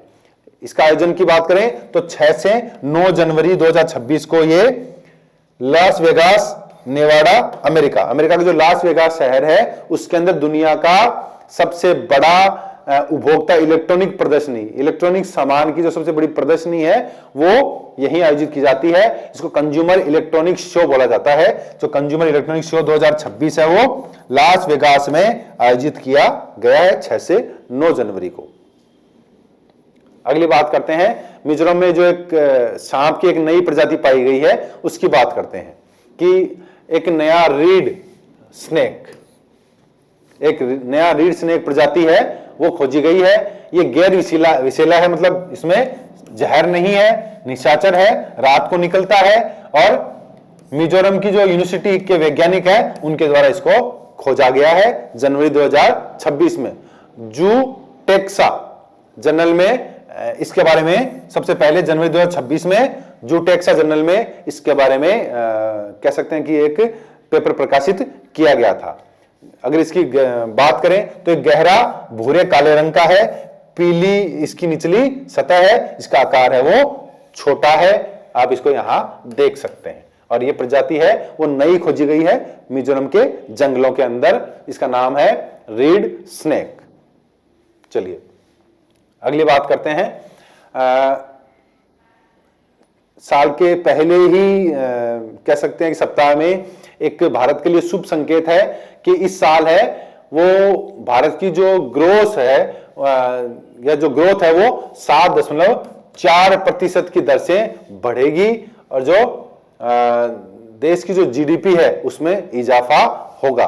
तो देश की अर्थव्यवस्था में जो अमेरिका के राष्ट्रपति हैं डोनाल्ड ट्रंप उन्होंने कह सकते हैं कि 50% जो टैरिफ लागू किया है, जो 50% हमारे ऊपर टैक्स लगाया है, जो 50% टैरिफ लागू किया है, उस टैरिफ के बावजूद भी केंद्र सरकार का जो सांख्यिकी और कार्यक्रम क्रियान्वयन मंत्रालय है उसने एक रिपोर्ट जारी की है कि वित्त वर्ष 25-26 में भारत की अर्थव्यवस्था 7.4% की दर से बढ़ेगी और यह ग्रोथ है 24-25 का जो अनुमान है 6.5% उससे ज्यादा है। मतलब जो अनुमान हमने 6.5 लगाया था लेकिन उससे बढ़कर भी ये 7.4 है। मतलब अमेरिका का जो टैरिफ भारत के ऊपर लगाया उस टैरिफ के बावजूद भी भारत की जो कह सकते हैं कि जीडीपी है, ग्रॉस डोमेस्टिक प्रोडक्शन है, सकल घरेलू उत्पाद है, वो 7.4% की दर से बढ़ेगा।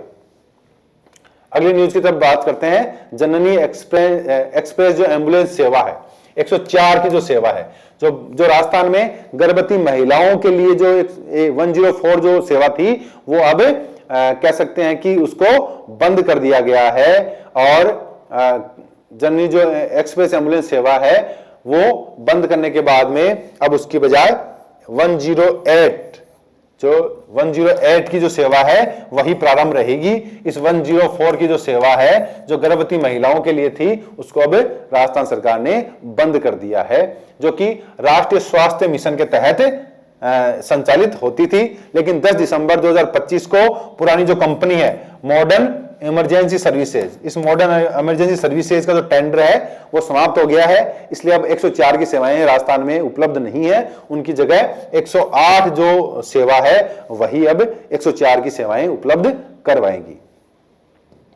अगली बात करें भारत की 16वीं जनगणना के बारे में बात करें तो इसका पहला जो चरण है वो 1 अप्रैल से 30 सितंबर 2026 तक, इसका जो पहला चरण है वो 1 अप्रैल से 30 सितंबर 2026 तक घर का सूचीकरण, हाउस लिस्टिंग के लिए निर्धारित किया गया है कि जो जनगणना वाले जो जनगणक हैं वो 1 अप्रैल से 30 सितंबर तक पहले तो हाउस लिस्टिंग करेंगे, घरों की जो गणना है उसको पूरा करेंगे, और दूसरी है वो जनवरी और फरवरी 2027 में, मतलब अगली साल जनगणना है उसको प्रारंभ किया जाएगा। लगभग 1 मार्च 2027 तक इसको पूरा कर लिया जाएगा, ऐसा माना जा रहा है।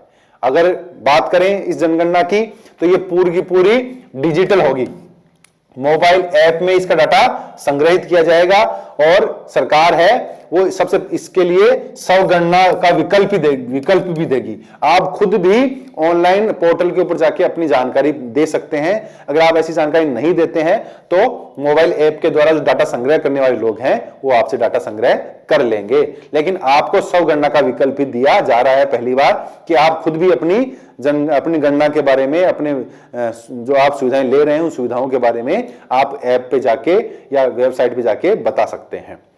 और खास एक विशेष बात कि इस जनगणना के साथ जाति जनगणना को भी शामिल किया गया है। 1931 के बाद ये पहली बार आयोजित की जा रही है और पहली बार ये जातिगत आंकड़े हैं उनको शामिल किया जा रहा है। इसका जो कुल बजट है वो 11,718 करोड़ रुपए है और इसमें लगभग 30 लाख कर्मचारी इसमें भाग लेंगे। और एक विशेष बात कि लद्दाख, जम्मू और कश्मीर, हिमाचल, उत्तराखंड में सितंबर 2026 से जनवरी, देखिए जहां ये 1 अप्रैल 2026 से शुरू हो रही है, वहीं लद्दाख, जम्मू कश्मीर, हिमाचल, उत्तराखंड में ये सितंबर 2026 से प्रारंभ होगी। मतलब इन 4 राज्यों के अंदर ये 1 अप्रैल से प्रारंभ नहीं होगी, ये लद्दाख, जम्मू कश्मीर, हिमाचल प्रदेश और उत्तराखंड के अंदर सितंबर 2026 से प्रारंभ होगी। लेकिन पहले चरण में हाउस लिस्टिंग होगी, दूसरे चरण में जनगणना की जाएगी। चलिए अगली बात करते हैं, गोल्डीलॉक्स इकोनॉमी के बारे में बात करते हैं। एक टर्म है जिसके बारे में हम थोड़ा सा देख लेते हैं। इस अर्थव्यवस्था, यह उस अर्थव्यवस्था को कहते हैं जो न ज्यादा तेजी से बढ़ती है और न ज्यादा धीमी गति से चलती है, यानी विकास, महंगाई और रोजगार तीनों संतुलित अवस्था में चलते हो, ठीक ठीक चलते हो तो इन्हें गोल्डीलॉक्स इकोनॉमी कहा जाता है। और इसकी जो अगर कह सकते हैं कि इससे नीतिगत फैसले अगर अटक रहे हैं, इसके बारे में बात करें तो इस संतुलित अर्थव्यवस्था पर दबाव बढ़ रहा है और टैक्स से मिलने वाली आय उम्मीद से कमजोर होती जा रही है। सरकार के पास खर्च बढ़ाने की गुंजाइश घट रही है और इसके जो नीतिगत फैसले हैं वो अटक रहे हैं। इसे पॉलिसी ग्रिडलॉक भी कहा जाता है।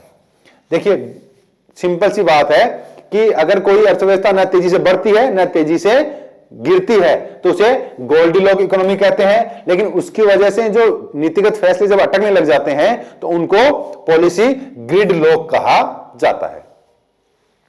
अगली न्यूज पे चलते हैं। महिलाओं की सुरक्षा के बारे में बात करें तो एक work place cultural consulting firm है, अवतार ग्रुप के द्वारा एक रिपोर्ट प्रस्तुत की गई है कि भारत में महिलाओं के लिए सबसे सुरक्षित शहर है वो 2024 और 25 में बेंगलोर को माना गया है। उसके बाद में चेन्नई है वो 2 नंबर पे है और 2025 में पुणे है वो 3 नंबर पे है। मतलब महिलाओं की सुरक्षा के लिए सबसे बेहतर शहर वो बेंगलोर माना गया है।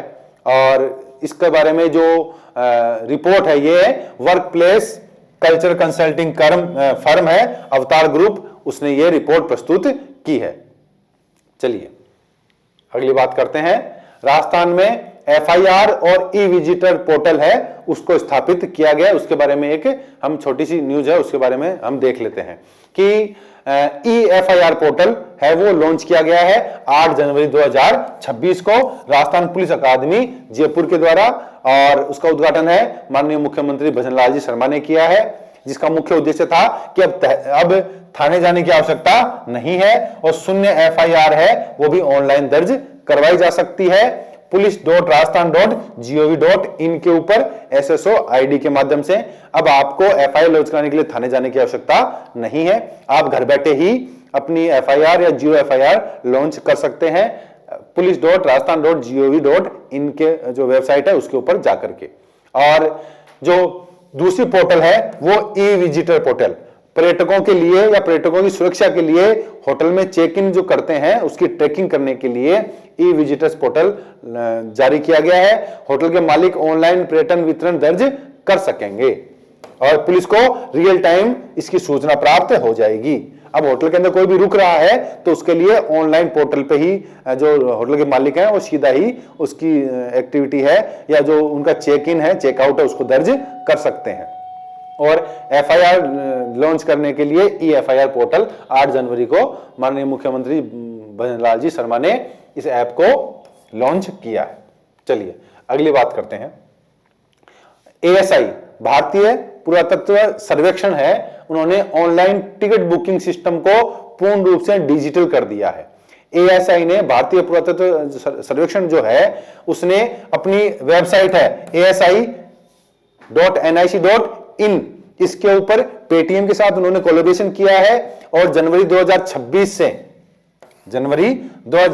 से जो उसकी कुछ साइटें हैं, जैसे हम कह सकते हैं ये यहां आप इसको देख पा रहे हैं कि 170 से अधिक जो एएसआई की साइट्स हैं उस पर घूमने के लिए अब आपको ऑनलाइन ही टिकट प्राप्त हो जाएगी, आपको ऑफलाइन टिकट की आवश्यकता नहीं है। पूरे भारत में इसके 3600 प्लस स्मारक है, उनमें से 170 स्मारक के लिए अब एएसआई है वो ऑनलाइन टिकटिंग की सुविधा उपलब्ध करवा रहा है। या तो आप इसकी साइट पे जा सकते हैं या पेटीएम के द्वारा आप इस टिकट को प्राप्त कर सकते हैं जनवरी 2026 से। ये आप यहां एएसआई का लोगो देख सकते हैं और इसमें जो लोगो है उसके नीचे जो प्रयत्न कृति मंप वर्णु, इसका अर्थ है प्राचीन कृति को प्रकट करना या गौरव को उजागर करना। ये इसका लोगो है, एएसआई का भारतीय पुरातत्व सर्वेक्षण का लोगो है।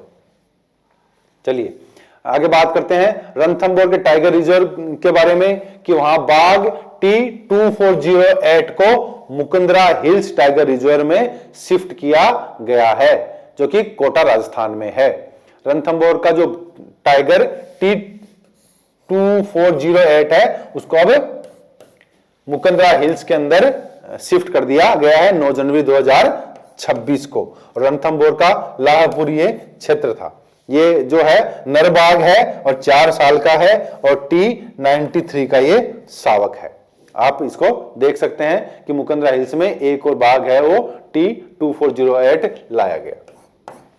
याद रखने वाली बात यही है कि 2408 है वो टाइगर है वो रणथंभौर टाइगर रिजर्व से अब मुकुंदरा हिल्स टाइगर रिजर्व लेके आया गया है, उसको शिफ्ट किया गया। अगली है भारतीय सेना ने देश का पहला सौर ऊर्जा संचालित जासूसी ड्रोन है वो खरीदा है। इसका विकास है वो news space research and technology Bengaluru के द्वारा आईडीईएक्स कार्यक्रम के द्वारा इसको कह सकते हैं कि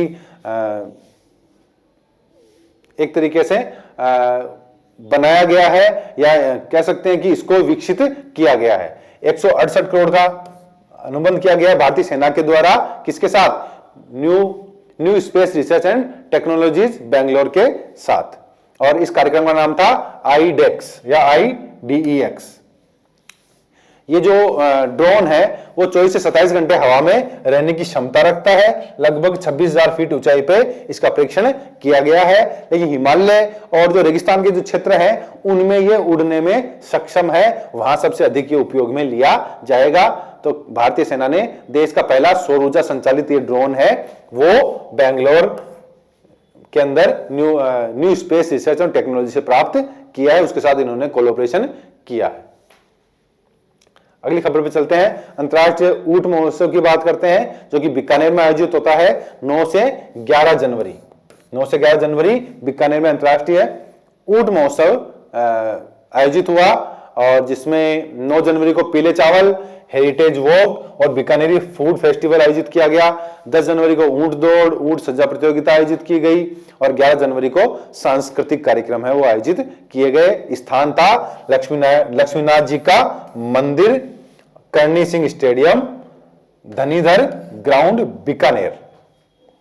ठीक है, तो आप यहां इसको देख सकते हैं कि अंतर्राष्ट्रीय ऊंट महोत्सव है वो बीकानेर में 9 से 11 जनवरी को आयोजित किया गया। भारत का पहला पूर्णतः पेपरलेस जिला न्यायालय की बात करें तो केरल के अंदर जो वायनाड है उसका जो कलपेट्टा है, वो जो न्यायालय है जिला सत्र न्यायालय है, उसको भारत का पहला पूर्णतः पेपरलेस जिला न्यायालय घोषित कर दिया गया है, जो कि 6 जनवरी 2026 को हुआ। मुख्य जो न्यायाधीश है सूर्यकांत, उन्होंने वर्चुअली इसके बारे में या इसका कह सकते हैं इसकी घोषणा की है, और इसका विकास है वो केरल हाईकोर्ट के द्वारा किया गया है। कलपेट्टा जिला न्यायालय, वायनाड, केरल। तो आप इस नाम को याद रख सकते हैं कि केरल की वायनाड के अंदर कलपेट्टा जो जिला सत्र न्यायालय है वो अब पूरा का पूरा पेपरलेस जिला न्यायालय घोषित कर दिया गया है। अगली न्यूज की तरफ चलते हैं कि वैज्ञानिकों ने सबसे तेज घूमने वाला एस्टेरॉइड है वो उसकी खोज की है। तो वैज्ञानिकों ने अब तक सबसे तेज घूमने वाला एस्टेरॉइड 2025 MN45 MN45 नामक ये जो धूमकेतु है, एस्टेरॉइड है, ये एस्टेरॉइड इन्होंने खोज लिया है, जो महज 1.88 मिनट में अपना एक चक्कर पूरा कर लेता है। मतलब बहुत तेजी से घूमने वाला है, 1.88 सेकंड में ये अपना पूरा एक घूर्णन को पूरा कर लेता है। याद रखें इस एस्टेरॉइड का नाम है 2025 MN45। ठीक है, छोटी सी न्यूज थी, हम इसको ध्यान रख सकते हैं। राजस्थान के लिए इंपॉर्टेंट न्यूज है, चूरू जिले के जो रतन शहर है, चूरू जिले का जो रतन शहर है उसका एक जो थाना है रतन नगर थाना, वो उसको उत्कृष्ट पुलिसिंग, अपराध नियंत्रण, जन सेवा के लिए सम्मान मिला है, और राजस्थान का सर्वश्रेष्ठ पुलिस थाना अवार्ड इसको प्रदान किया गया है। केंद्रीय गृह मंत्री अमित शाह ने राजस्थान पुलिस अकादमी जयपुर में ये पुरस्कार दिया है। तो रतन नगर जो थाना है वो चूरू जिले के अंदर आता है, और इसके जो पुलिस निरीक्षक थे जयप्रकाश झाझड़िया, उनको ये पुरस्कार दिया गया है, और ये पूरे भारत में चर्चा का विषय रहा है। तो याद रखें कि राजस्थान का सर्वश्रेष्ठ पुलिस थाना अवार्ड 2025 है वो चूरू जिले के रतन नगर पुलिस थाने को दिया गया है, और वहां उपनिरीक्षक थे जयप्रकाश झाझड़िया।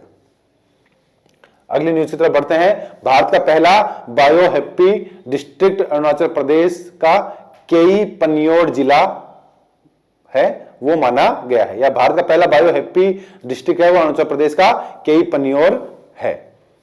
कह सकते हैं कि यह MS स्वामीनाथन रिसर्च फाउंडेशन के द्वारा जैव विविधता संरक्षण और आजीविका सुधार पर आधारित एक पहल है, और बायो हैप्पीनेस की जो अवधारणा है वो MS स्वामीनाथन के द्वारा ही दी गई थी, जो जैव विविधता में मानव कल्याण, पोषण और स्वास्थ्य को जोड़ता है। मतलब ये जो केई पनियोड जिला है ये अब कह सकते हैं कि यहां हर चीज है वो जैविक प्रयोग में ली जाती है, और बायो हैप्पी डिस्ट्रिक्ट इसको घोषित किया गया है।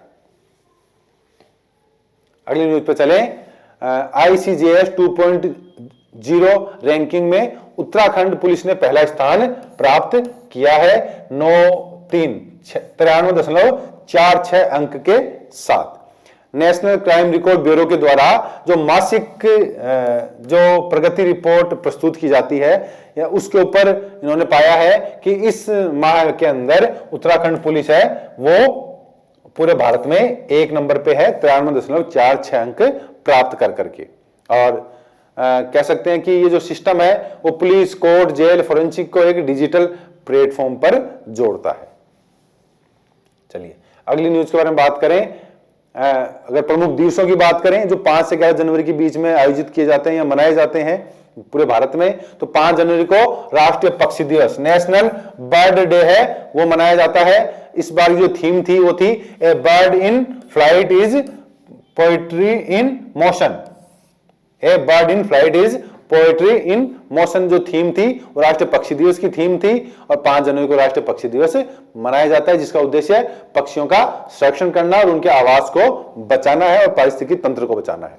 6 जनवरी की बात करें तो विश्व युद्ध अनाथ दिवस।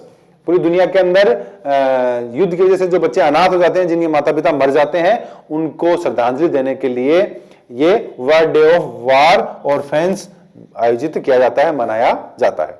और 6 जनवरी को ही भारत के अंदर गुरु गोविंद सिंह जी की जयंती मनाई जाती है। सिखों के 10वें गुरु गोविंद सिंह जी हैं, उनका जो जन्म दिवस है वो प्रकाश पर्व के रूप में मनाया जाता है, जिन्होंने खालसा पंथ की स्थापना की थी। तो भारत में गुरु गोविंद सिंह जी जयंती एक बड़ा पर्व है, पूरे हिंदू समाज के लिए ये एक बड़े पर्व के रूप में मनाया जाता है। अगली बात करें, 8 जनवरी की बात करें तो अफ्रीकन नेशनल कांग्रेस स्थापना दिवस। अफ्रीकन नेशनल कांग्रेस की स्थापना नेल्सन मंडेला ने की थी और 8 जनवरी 1912 को अफ्रीका में रंग भेद के खिलाफ लड़ने वाली इस पार्टी की स्थापना की गई थी, जिसके प्रमुख नेता नेल्सन मंडेला थे। और 8 जनवरी को ही पृथ्वी का घूर्णन दिवस, अर्थ रोटेशन डे है, वो फ्रांसीसी भौतिक विज्ञानी लियोन फोकाल्ट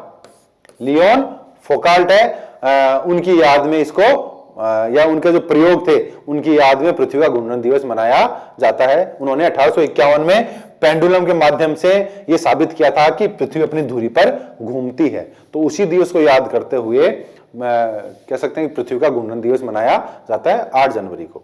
और 9 जनवरी की बात करें तो 9 जनवरी को एक इंपॉर्टेंट डे, प्रवासी भारतीय दिवस, NRI डे, या प्रवासी भारतीय दिवस मनाया जाता है। इस दिन 1915 में गांधी जी है वो दक्षिण अफ्रीका से भारत लौटे थे। यह दिवस भारत के विकास में प्रवासी भारतीयों के योगदान को सम्मानित करने के लिए आयोजित होता है। तो प्रवासी भारतीय दिवस 9 जनवरी को मनाया जाता है।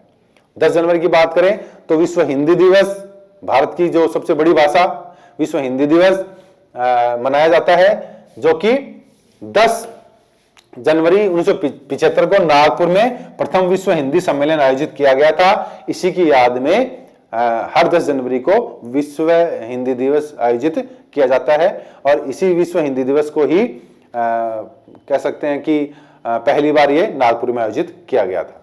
11 जनवरी की बात करें तो 11 जनवरी को भारत के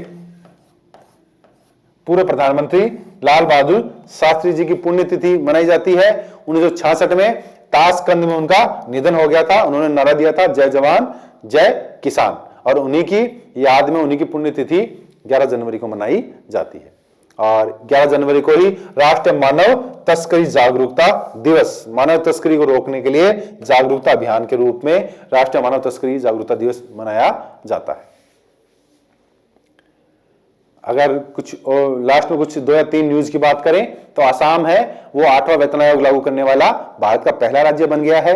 और तुर्कमेनिस्तान ने है वो क्रिप्टोकरेंसी माइनिंग और एक्सचेंज को मान्यता दे दी है। और ऑस्ट्रेलियन ओपन का जो रिकॉर्ड है उसमें 45 वर्ष की आयु में अमेरिका की वीनस विलियम्स ऑस्ट्रेलियाई ओपन 2026 में भाग लेने वाली सबसे उम्रदराज महिला खिलाड़ी बन गई है। तो साथियों, ये जो 5 से 11 जनवरी का जो जितना भी जीके या इंपॉर्टेंट जो राष्ट्रीय, अंतर्राष्ट्रीय और राजस्थान लेवल की जो खबरें थी उसके बारे में हमने विस्तार से बात की, चर्चा की।